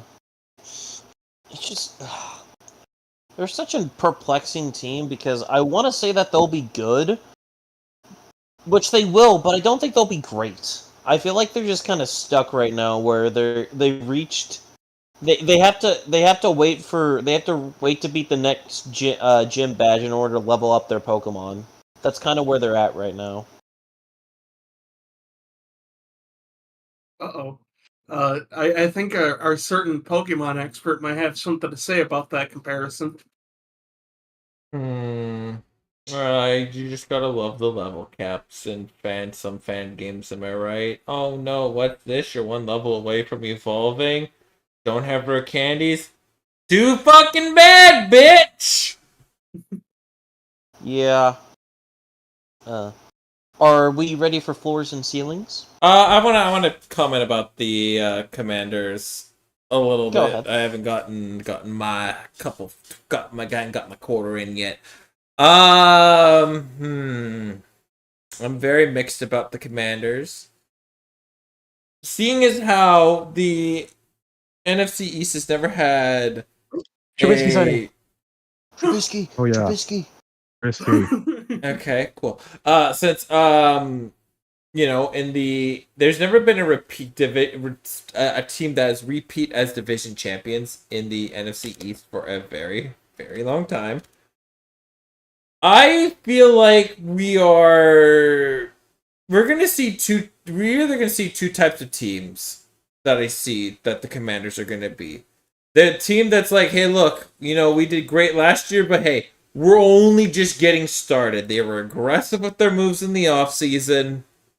and it's shown that way, or it's everybody did figure out how Jaden Daniels, they figured him out and he's regressed. The big thing about Dan Quinn is when he was the coach of the Falcons, he won the went to the Super Bowl. Sure, he lost in the most embarrassing fashion, but the thing is, the team around him, they never got better. They peaked and plummeted immediately. And my question with Dan Quinn is are we going to see the same thing that you did with the Falcons, where it's, hey, our peak was the NFC Conference Championship, and we're never going to see the playoffs again? Well, I'm glad you mentioned that. Because the thing with Dan Quinn, and I can't deny that he did a great job last season, but from what we saw last season and what we saw in Atlanta, my main conclusion from Dan Quinn is that he works well as a head coach when he has someone reliable to take care of the play calling on offense. Because the fall off of the Falcons after that Super Bowl coincided with the fact that Kyle Shanahan left for San Francisco. And that is something important to note because a big reason the Commanders succeeded last season was they had Cliff Kingsbury managing the play calling. And he did a phenomenal job. And granted, I think it's different from the Shanahan situation because I don't really think Kingsbury is going to be getting that many coaching opportunities soon. I mean, granted, with the right PR rebrand, he could probably see another opportunity, but I think Kingsbury's kind of solidifying his role as a great play caller that just isn't meant to be a head coach. And for Dan Quinn's sake, that would probably be a good thing. If I may interject on that, I think part of it is that Cliff Kingsbury, even if he got the opportunity, he doesn't want to be a head coach again. I think if you look at, the way he left Arizona, I think it was largely of his own volition, and like he didn't want to go back into a head coaching role again. Yeah, didn't he like meditate in like Cambodia or something when he left or something? Yeah, he went to Southeast Asia, and if you don't mind, I'd like to say my piece about the Washington Commanders. Except mine is going to be a lot more from the ownership angle of things, where it's like I think Josh Harris, as well as the minority owners, Mitchell Rails, Mark Allen, and Magic Johnson. I think they're doing a great job repairing the relationship this team had with Washington, D.C., especially with their new plans to renovate and move back into RFK Stadium, be a part of Capitol Hill once again. I think that would do wonders for their attendance to actually once again have a stadium that's within walking distance of a subway station, because their current one, Dan Snyder, actively fought against having public transportation, any kind of metro going up to the stadium. Comically evil guy. What a comically Yeah, a real real jerk. Elon Musk. A real jerk. You know that, Dave? He was a real jerk. He's a big fat phony.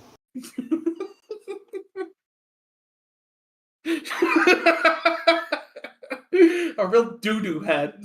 He's a poop head, and he's what that one chick said to the wolf in the worldly acclaimed movie Barnyard. Yeah, meaner. I'm not sure our good friend here has seen such kino as The Barnyard. God, I love Barnyard. Great fucking movie, boys. Great fucking movie. I think that But, this yeah. is our cue to talk about floors and ceilings, lest we. Dave, could you feel free to give us your floor and ceiling real quick? I'm dying to know. Their floor. Gasp! It's 0 wins. Oh! Hey! Okay, what's the ceiling? Oh, I gotta. Shut. The Super Bowl. Oh, wait, what? He's back! Wait, what? He didn't say 17. What? What is this? Whoa! Plot twist! It's a What? plot We twist! knew. I don't like plot twisting. I don't like plot twists. They scare me. What is this, a Saw movie? It's Drawplay Shyamalan, dude. Oh god. Oh god. As far as my floor and ceiling, I think their floor at this point is like 7, and their ceiling, honestly 15. I could easily see them usurp the Eagles. Very easy. Their floor for me,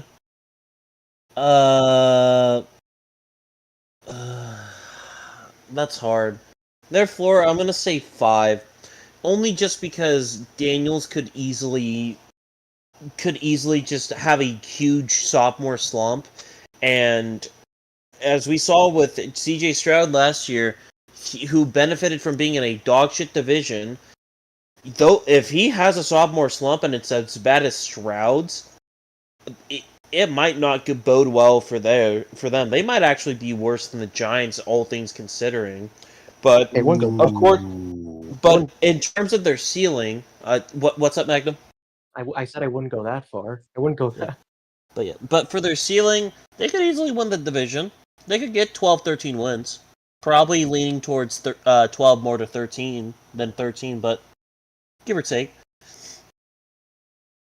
I'll go with a floor of 7. Like if the schedule is just too tough for Washington, and they aren't able to win close games like they were in 2024, then I can see this being a very frustrating Commanders team, similar to some of the Falcons teams of the later years of Dan Quinn.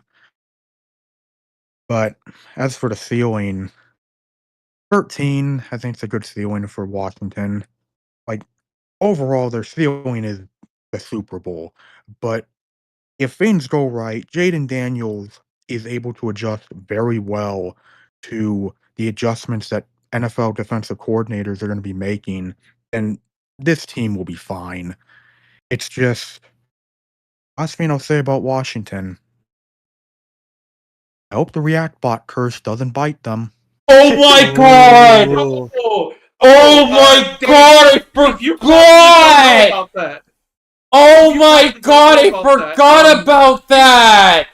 Dude, if so- Jaden Daniels suffers a season-ending injury in the first month of September, oh my god! I forgot what we fucking did. Yeah, we Oh React no! bot That's right. You know that Jax Films bit where he has that like little React bot thing, right, Dave? Nope. Oh, you're not a Jax Films watcher? Nope. Well, he has I'm this sorry, I just killed your bit here. Oh, man. No. Dave only watches Fox News and only Fox, but for NFL games. All right, yeah. I'm leaving again. See ya.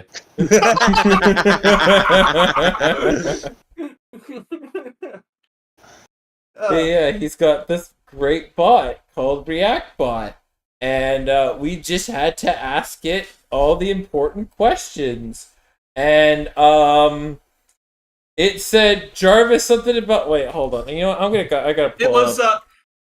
basically we asked, is Jaden Daniels going to be injured this year? And he it did the said, skull Jarvis, emoji. please remove their legs. Oh, right, yeah. Hold on, I'm gonna pull up. Ugh. I gotta pull up the short because I was like, holy fuck, what? Oh While my Luke does that, Magnum, what are your God. floors and ceilings? Oh, floor probably 7. While the ceiling, they're a really weird team. I think their ceiling would probably be like 12 wins. Post it in the I general just don't. chat I here. again that schedule of theirs is tough, and I know that I know the NFC East has like never had a repeat champion, but I believe the Eagles will just do that handily because like Washington's their only competitor, and I don't think they're talented enough to overcome the Eagles. That's fair. Luke, you still have to give yours, by the way. Luke! Looking for that React bot clip.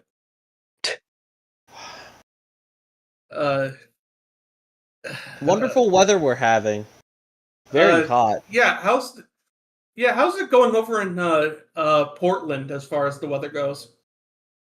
Pretty normal, actually. Just 70 degrees and kind of cloudy. Yeah, it's been in the 90s for at least 15 days here in Michigan. Sucks. Yeah, I know. I want to be free from this pain. It's too hot. I want this heat wave to end. It's too hot. It's too hot.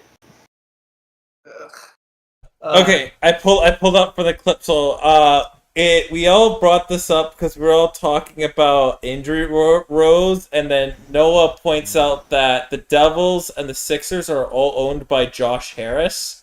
Then I said, I asked ReactBot, are the Commanders going to be cursed this season? He says yes. And then I said, Jane Daniels isn't going to suffer a season-ending injury, is he? And then he said, Jarvis removed their kneecaps. Yeah. Yeah. You know what? If it does end up happening, the blow up and the oh my god, what did we fucking do? We didn't mean for this to happen. Thank you. Do they play the Lions? I think they do. Yeah, they do. They play the All North. right. Well, there's where the kneecaps go. Oh no! Let me check when they play them. Let me check when they play them. Oh my god! Oh my god! That happened. They play. They play them. They play them. I think that's week. 3, 5, 7, 8, 9. Yeah, week 9. Uh-oh. So they'll get off to a good start, and then Dan Campbell eat his kneecaps, and everything will end. Ah, gotcha.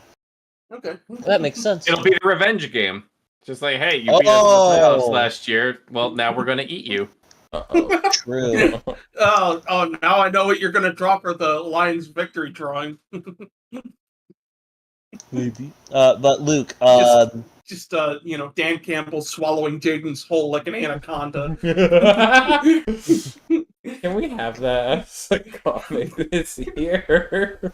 Can we have that as the bet wins this year? guys, believe it or not, a Drawplaydave, you can commission him on his webpage, the Drawplay. Oh shit! I gotta do that. I'll definitely do that this year. I think that's something I gotta do. I think at some point, Dave, I might commission you to, like draw like avatars of like the main people of the podcast. I mean, if it's between that or Dan Campbell Vor, I guess I'll do that. Hey, thanks for the bargaining chip, Luke. Oh, you're so welcome, Spencer. Man, I can't wait to put that up on Rule 34. Art of the deal, baby. Art of the deal. But Luke, floor and ceiling.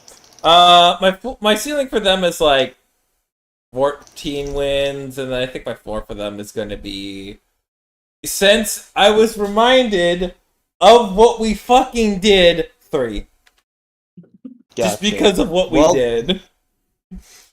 Well, for the last team, the team that we've all been waiting for, The New York Giants. They signed offensive guard, for notable additions I forgot, offensive guard Greg Van Roten, for safety from Miami Javon Holland.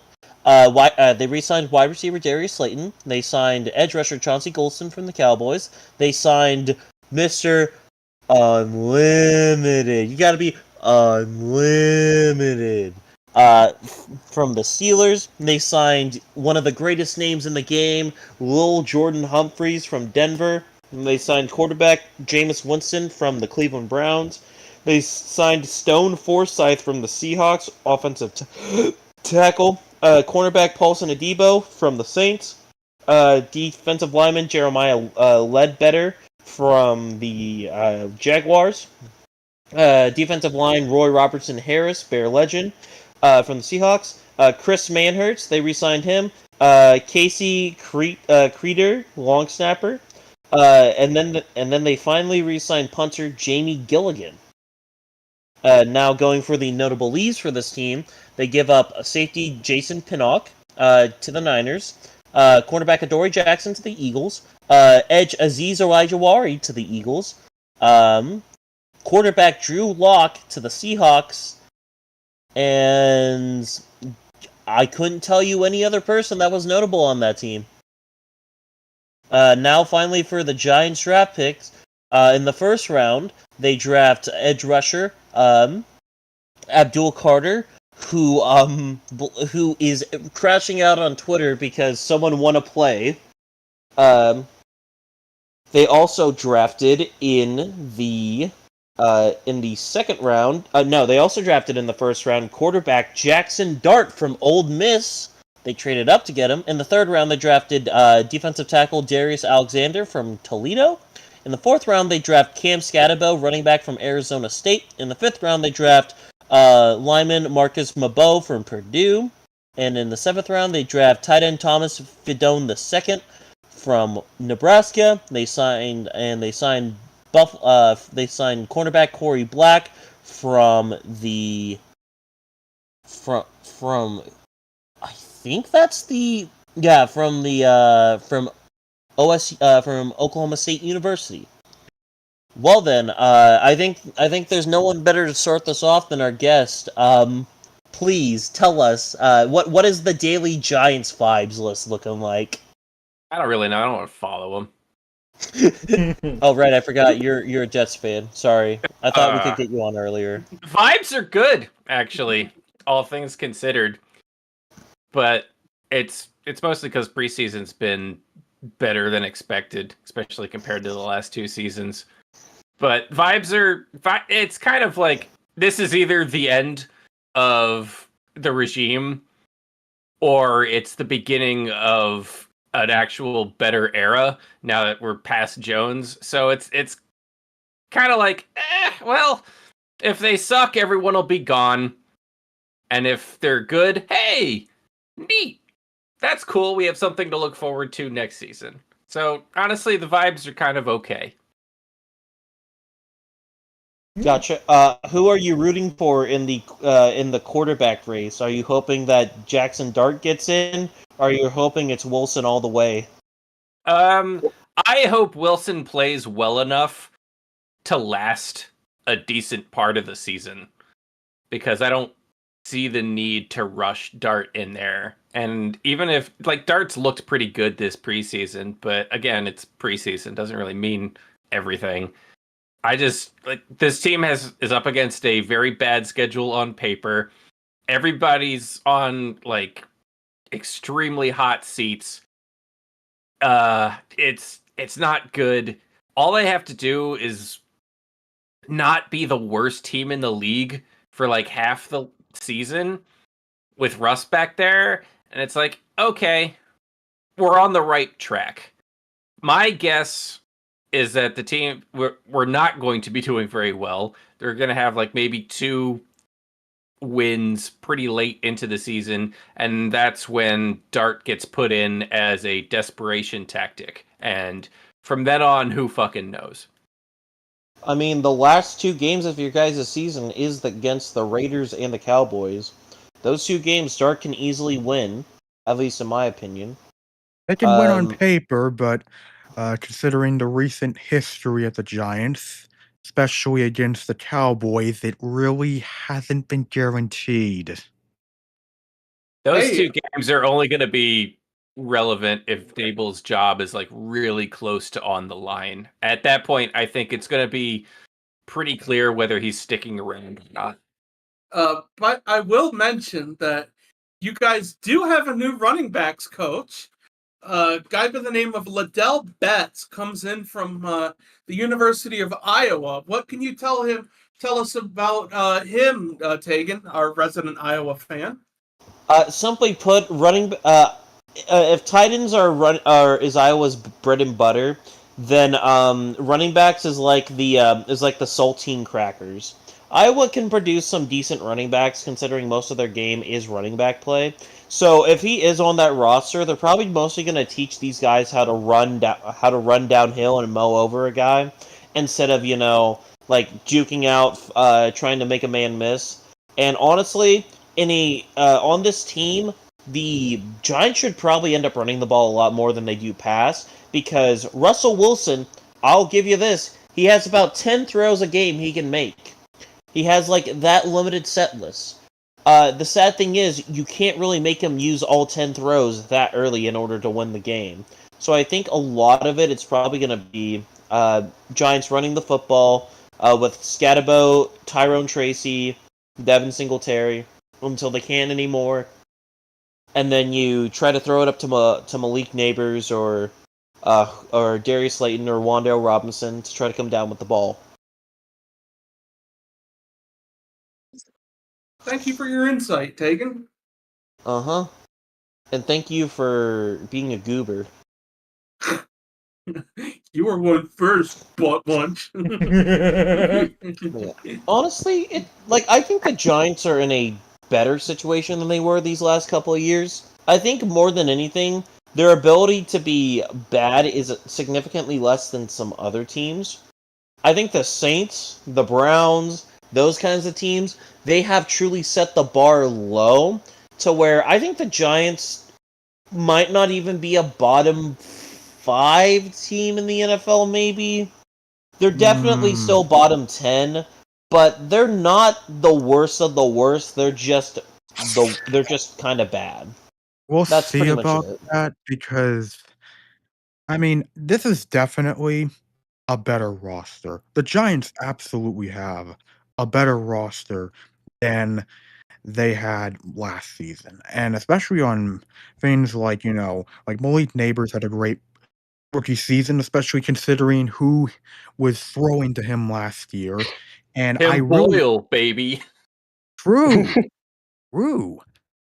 And I do there are parts of their defense that I do like, especially now that they got Abdul Carter, and of course you're pairing him with the likes of Dexter Lawrence and Brian Burns and Davon Thibodeau too. Though, by the way, I mentioned Davon Thibodeau because there's been some discussions in here about him that we've kind of been wondering if he may or may not get traded this season, and some of us have been having discussions about that, and I'm just curious, Dave, what your thoughts on that? I think it's What going are to depend on if he does anything. Like right now, our D line should be on paper one of the best in the league. Lawrence is in the middle. Then we got Burns, Kayvon, and Carter now. That should be a very good defensive line. If everybody lives up to billing, more or less, I think that leaves Kayvon the odd one out because we paid a lot for Burns, and I think Burns is a little better, and Carter would be the future. So Kayvon, I could see him being on the trading block if he is having a disappointing season compared to the other two, especially.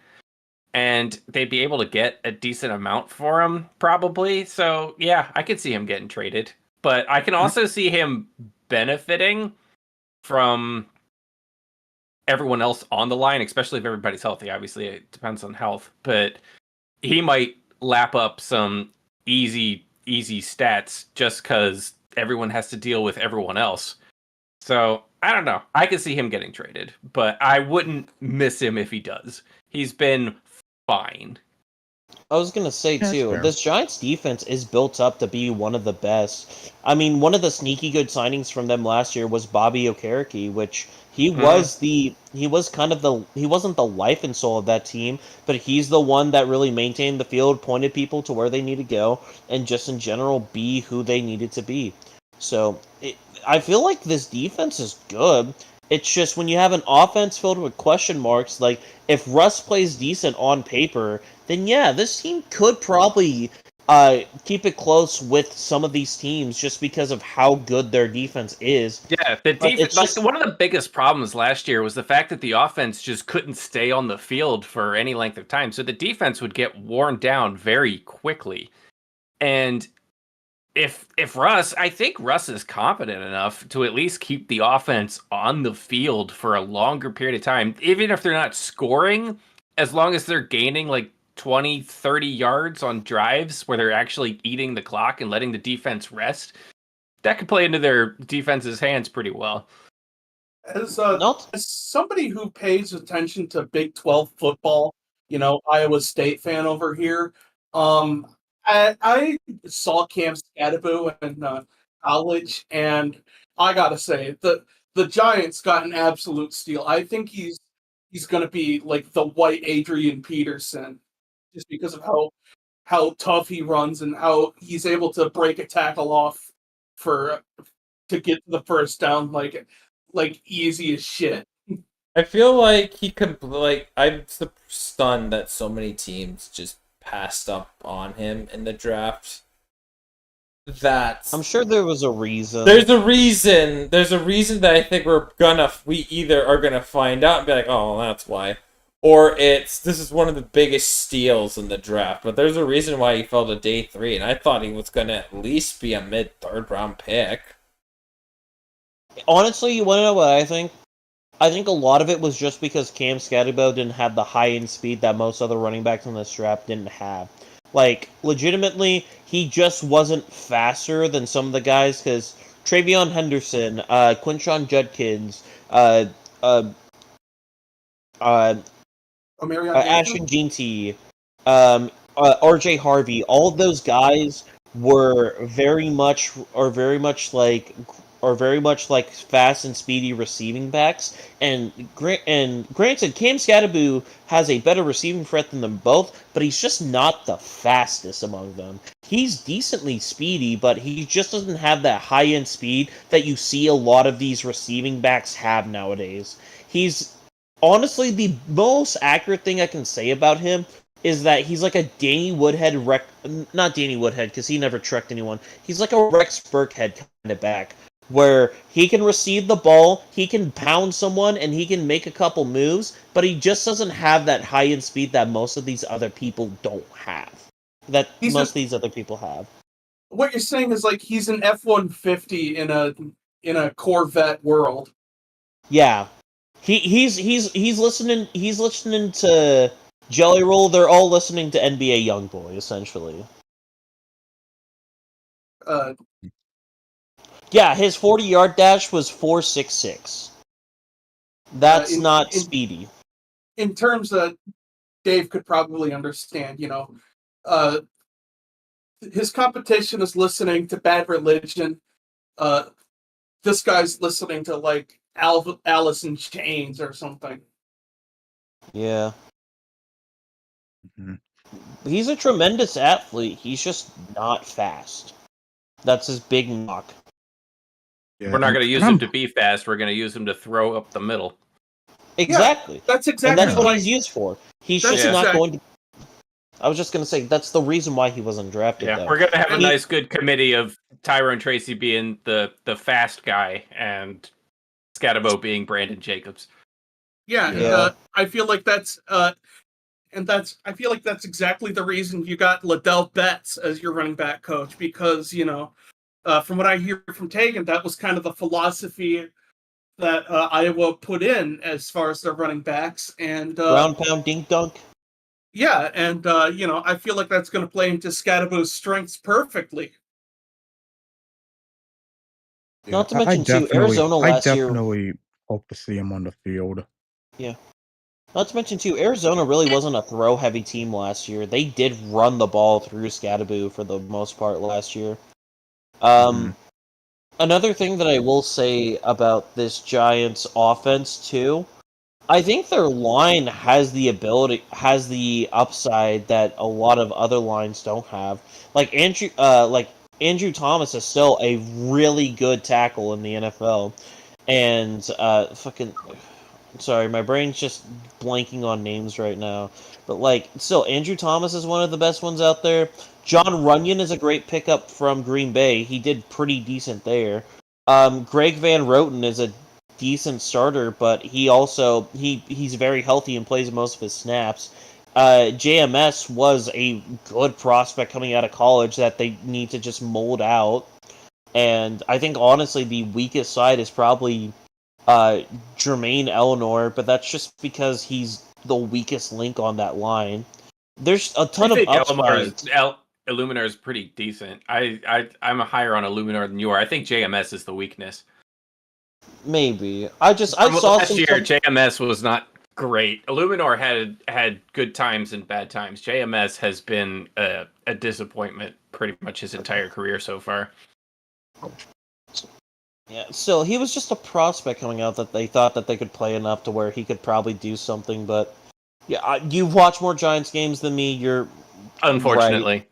Right. Unfortunate. But yeah. It mostly just comes down to that. If this offense can click, this defense can do things, but if the offense can click and all that, and, I think this defense will definitely be better than it was last season, especially now with Abdul Carter there. It's just... And I'll let Taegan get back to his point, but I just want to quickly say, I like this roster that the Giants have, but my concerns, and it's just such a big concern. It's like, I just don't trust this coaching staff. I can't trust them right now. I can't. I can trust Dable. I can't trust anyone I'm sorry. I can't trust I'm with Dable Nick on this anymore. one. This current coaching staff, this entire front office and coaching staff is on the most hottest seat that I think you can get in the NFL. If they don't, at minimum, win at least 8 or 9 games a year, everybody's gone. Everybody. I don't know. I think that's necessarily true, depending on how things go with Dart. If they put Dart in, and Dart does pretty well, I think that's a good sign that they might stick around. I think if everything's a disaster and if they compete for the playoffs, I think that's a positive sign. If they don't compete for the playoffs and it's just another bad year, yeah, everyone's gone. Yeah, I just don't. I agree. That's a better way to put it. A better way to put it. I just don't believe that Dart's going to be starting all that much this year. No, Dart's going to get thrown into the wolves. I hope it doesn't. I hope it doesn't. We hope it doesn't come to that, but Dart's going. If Russell Wilson can't do it, Dart's getting thrown into the wolves. Part of me thinks it's going to be like a panic situation where the quarterback is just so dog shit that they have to They just have to put him in.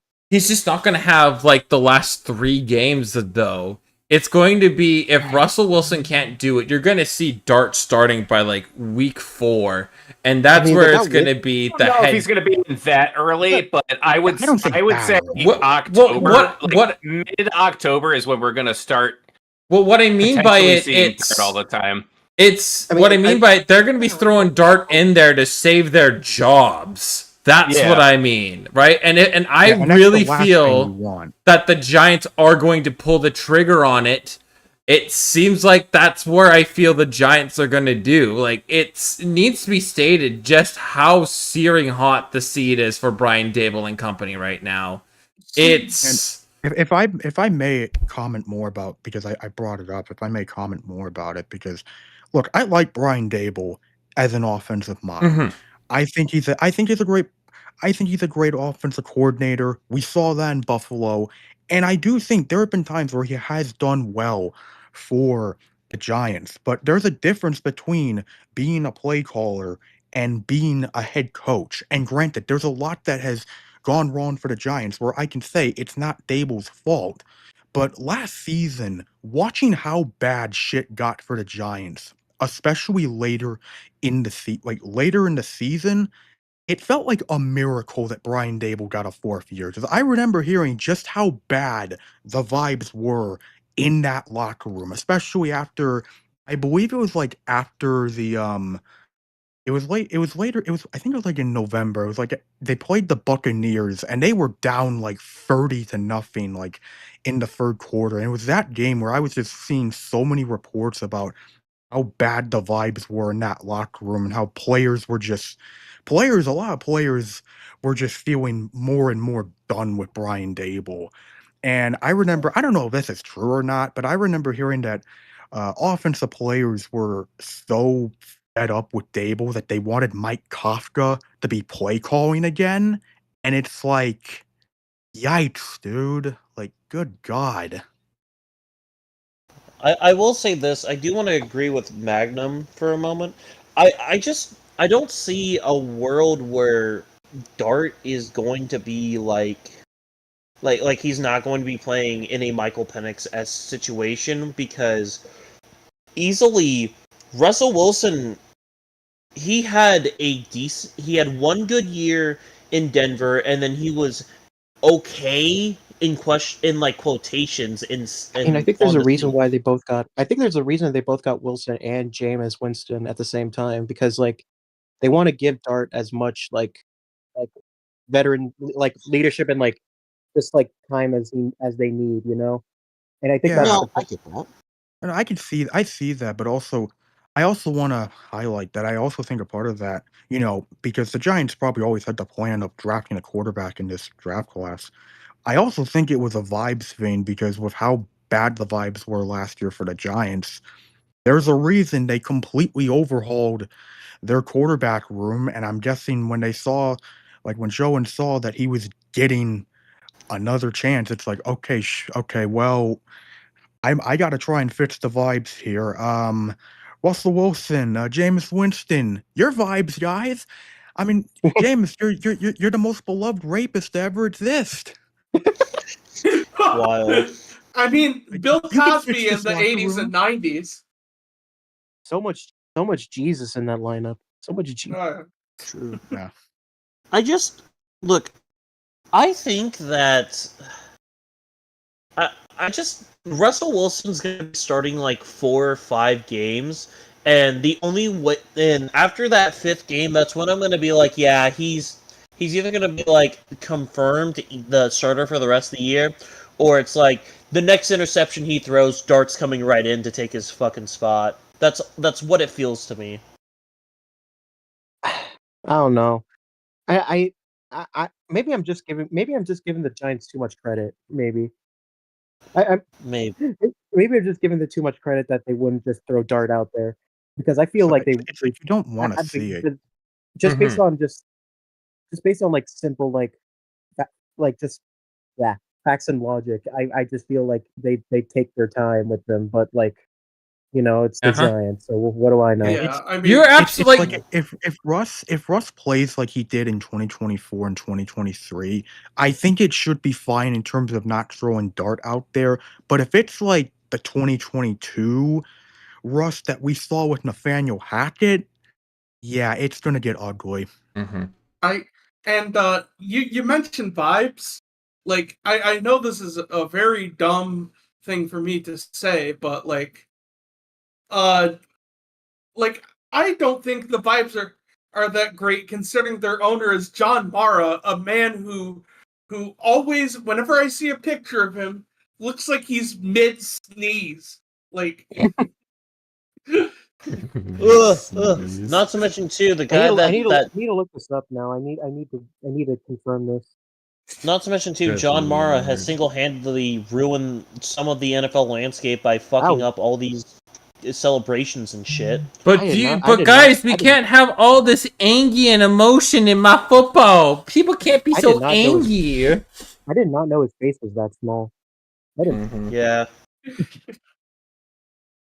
But Yeah, yeah, I first noticed it when, I saw Drawplaydave draw him once, and I was like, Jesus, he looks like fucking Howard from the Rugrats. Is this like true to life? And then It looks like he kind of looks like Mr. Boss from Smiling Friends if you really squint at it.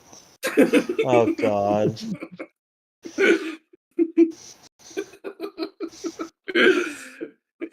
Jackson Dart, today I have a perfect job for you. We're gonna help make the city of New York smile. I don't think I'm gonna be able to do that with my core around me. Of course you can. You just gotta go out there and make them smile. Lord. Mr. Mora, I just want to say this now. I don't think this is a solid strategy. What do you mean? You have the perfect line for you. I have Andrew Thomas. That's it. That's it. If you need somebody to block for you, I can get the job accomplished.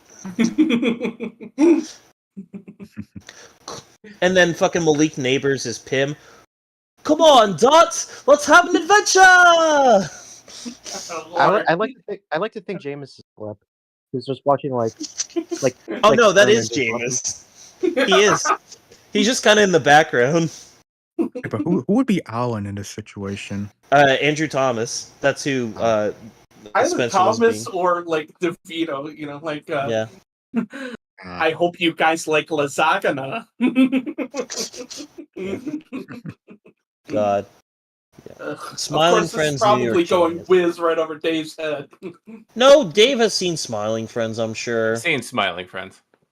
I'm not He's that old. Yeah, he's still hip with the kids. Unk still got it. He's still doing hula hoops out on the lawn, like no one's business. But yeah, fucking, I don't know what else there is to really say about Giants except this. If the New York Giants find some way to make it win a playoff game this year, I think more than likely you have to just keep what you got going right now, because I still remember the whole Daniel Jones thing. I'm still holding on to that, because if you can make Daniel Jones work for a season, you can find some way to make sure that Jackson Dart can work, that Russell Wilson can work. That is true, and I can respect that opinion. And I think what Dable was able to do with that was very impressive. But it's just like he hasn't really shown me much since. And I made it clear that I think there is elements of what's happened with the Giants that have been out of his control. But I just remember how bad things were getting last season. It's like it like, and I said that it was like a miracle that Dable got a 4th year. And I'm not over-exaggerating when I say it was a miracle, because Brian Dable is just the 3rd head coach since 1980 to get a 4th season after just winning 3 games in their 3rd season. Part of me You kind of wanna just know feels bad. Sorry. Go I ahead. yeah, and honestly, the stat makes me feel bad too, because you wanna know who he's associated with here? Who? Don't say Hugh Jackson. Nope. Oh, thank Bruce God. Kozlot and David Shula. Oh. Oi. Both of whom were with Cincy, back-to-back head coaching tenures. Oh. And like I feel bad for Dable that he has to be associated with that genuinely, but it really says a lot about how much this season is very critical for his job, because I just look at their schedule and it's like there's a possibility that this could go very poor very fast, because what's going to tell me about the Giants is I don't even think week 1, because I mean, it's just one game, but what's going to tell me a lot about Brian Dable and how things are looking for him is week 2 against the Cowboys. And the reason I say the Cowboys, despite how shitty they are, is because Brian Dable's never beaten the Cowboys. And it's like, if Dable wants to really help stay around and be there for Jackson Dart, which I'm sure Jackson Dart would love to have that, stable coaching staff for him, which any quarterback that has, dreams of being a great quarterback loves to have, then it's just like I honestly want to see this Giants team, which I have said is talented. I want to see them do well, but it's just I can't trust them. I can't trust the coaching staff at the moment. I have lost faith in Dable as a coach. I have not seen anything after that first year, which was a fluke fraud season to begin with, where they barely beat a bunch of weak teams and then got to go up against the Vikings, which was also a fraud team, for a playoff win. In hindsight, Ed Donatel was definitely like thinking long con as far as beating the Giants. That one fake pass Daniel Jones did so much damage to the Giants, like in the long run. Yeah. Imagine the Vikings being the most stable franchise after that, and having JJ McCarthy. Oh my God! I'm now imagining a universe where JJ McCarthy is on the Giants and Jackson Dart is on the Vikings. Freaky. Pick your blonde white boy.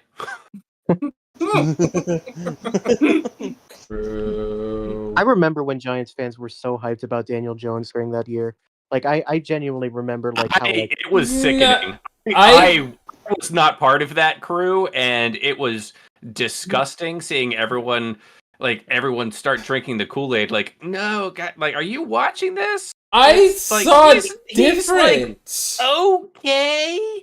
He's like, he's not pathetic anymore, but he's not really good. I mean, from Like, what holy shit, he looked competent. Holy shit, guys. I mean, from what I saw no one drinking the Kool-Aid. From what seems like, oh my dear God, we're gonna have to pay him how much money now? He's not worth this. And then you look around and go, fuck, we've got no better options, and we did way too good to get a top quarterback from this class. And then you're just stuck with it. Daniel Jones, man, what Daniel Jones did that year, he managed to convince this team that says, hey, guess what? I'm the best option you got, and you're fucking stuck with me. It's kind of like when Blake Bortles went to the AFC Championship. Exactly. I would say that is probably the literal equivalent of that.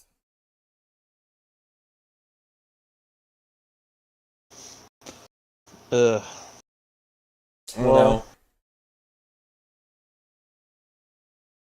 Well, there's not much left other than I got one final thing to say about the Giants.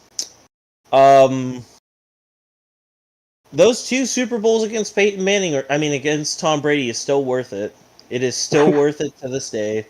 Indeed. We got a man in the Super Bowl. Gotcha. I agree. I 100% agree with that. Completely agree. But yes, floor and ceiling. Dave, feel free to give us your glorious. Ceiling is the Super Bowl, baby. Oh yeah, and the floor is the Super Bowl? A meteor hits the stadium and everyone dies. Now, my follow-up question is it when they're playing the Jets, the Cowboys? No, who are they playing against? It's before week 1, obviously. Because I would feel like that would be the ceiling. The meteor hits the stadium, and Giants don't have to play football anymore. I'm just saying, if the meteor hits, then we have to get a better stadium than the fucking air conditioner unit we have now. Oh man! Oh no! Bane blew up the stadium. Not again. Not again. Well, for me, I'll get mine done and out of the way so I can start thinking of bits to annoy you guys with. For my floor for this team, it's still probably 3 wins. Maybe 2 if things really go wrong. But the ceiling of this team, I think they can sneak a wild card in with 10 wins. Mine's kind of similar. Yeah, probably the ceiling would be 3 wins. I mean, the floor would be 3 wins. I could see a world where the Giants sneak into a playoff spot, but not likely. So I'm going to say 9-8 is their ceiling. Yeah, same I- here. Yeah, I mean, my ceiling for them, 8 wins, floor 2. You know what? I'm actually going to be optimistic about this Giants team. Dick Rider. Shut up. I actually like the Giants. God damn it. Anyway, I think the ceiling here is 12 wins, and the floor is like 1 win, and it's against the Cowboys, and we all laugh. That would be so Dallas too. You know what? You know what would be great? It would be great. Even if Dable gets fired, it would be great if before he gets fired, he's finally able to beat the Cowboys. Be such a No. good feels good moment, man. Be such a good feels good moment. It's just like, congratulations, you beat the Cowboys. Here's your pink card. Now Get the fuck out. Get out! Yeah. Well, guys, that was the NFC East. Now don't forget to pick up your free medium soda and fuck off. You think we have enough for free medium sodas? I drank them all already. Of course you did. Fat fuck. Whoa! See, one of those. well- Nick was relying on one of those. He's been in. We're in the middle of an eternal heat dome, and there's no like fucking airflow in the shack, and like the door just got nailed shut because you're thinking like, we got to make sure Nick edits this video in time, and then you just hammered a nail into the door.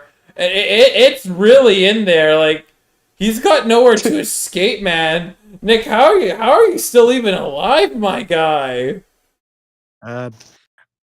This Ritz preseason- crackers and Cheez-Its. Yeah, the crackers and the shitty TV that's showing the preseason game is keeping me alive right now. Okay. I gave him a okay. TV, and he can watch this Bears speaking of which- touchdown. Got the shitty fucking TV too. Look, Well, guys- Taegan was worried that 240p would be too good for you, so he made sure it was 144p. This is what they Can't do. wait to get YouTube well, on this. well, Drawplaydave, is there anything else you'd like to say before we sign off? Go read the drawplay.com. Yes. Give me money. Yes. And, give Yes. you $10. Bring something awful back. Just anything but Twitter, damn it. Don't let the flame die out. Anyways, Well, all of Drop Play Dave's socials are linked in the 30 descriptions Justin, below, goddamn. including his website, the Blue Sky, and his Twitter. Make sure to go give him a follow on whichever dumpster fire platform you decide to so choose. And yeah, this upcoming Friday we got the NFC North Finale. the finale of the divisions, and then Saturday, CFB kickoff week 1, we're going to be Next watching... Hell. We are going to be watching Kansas State versus Iowa State. Should be one hell of an incredible of a kickoff of a game. And then we're going to be ending off with Hawaii versus Stanford. I am looking forward to that. Football season's almost there. We've almost made it. Until then, have yourselves a damn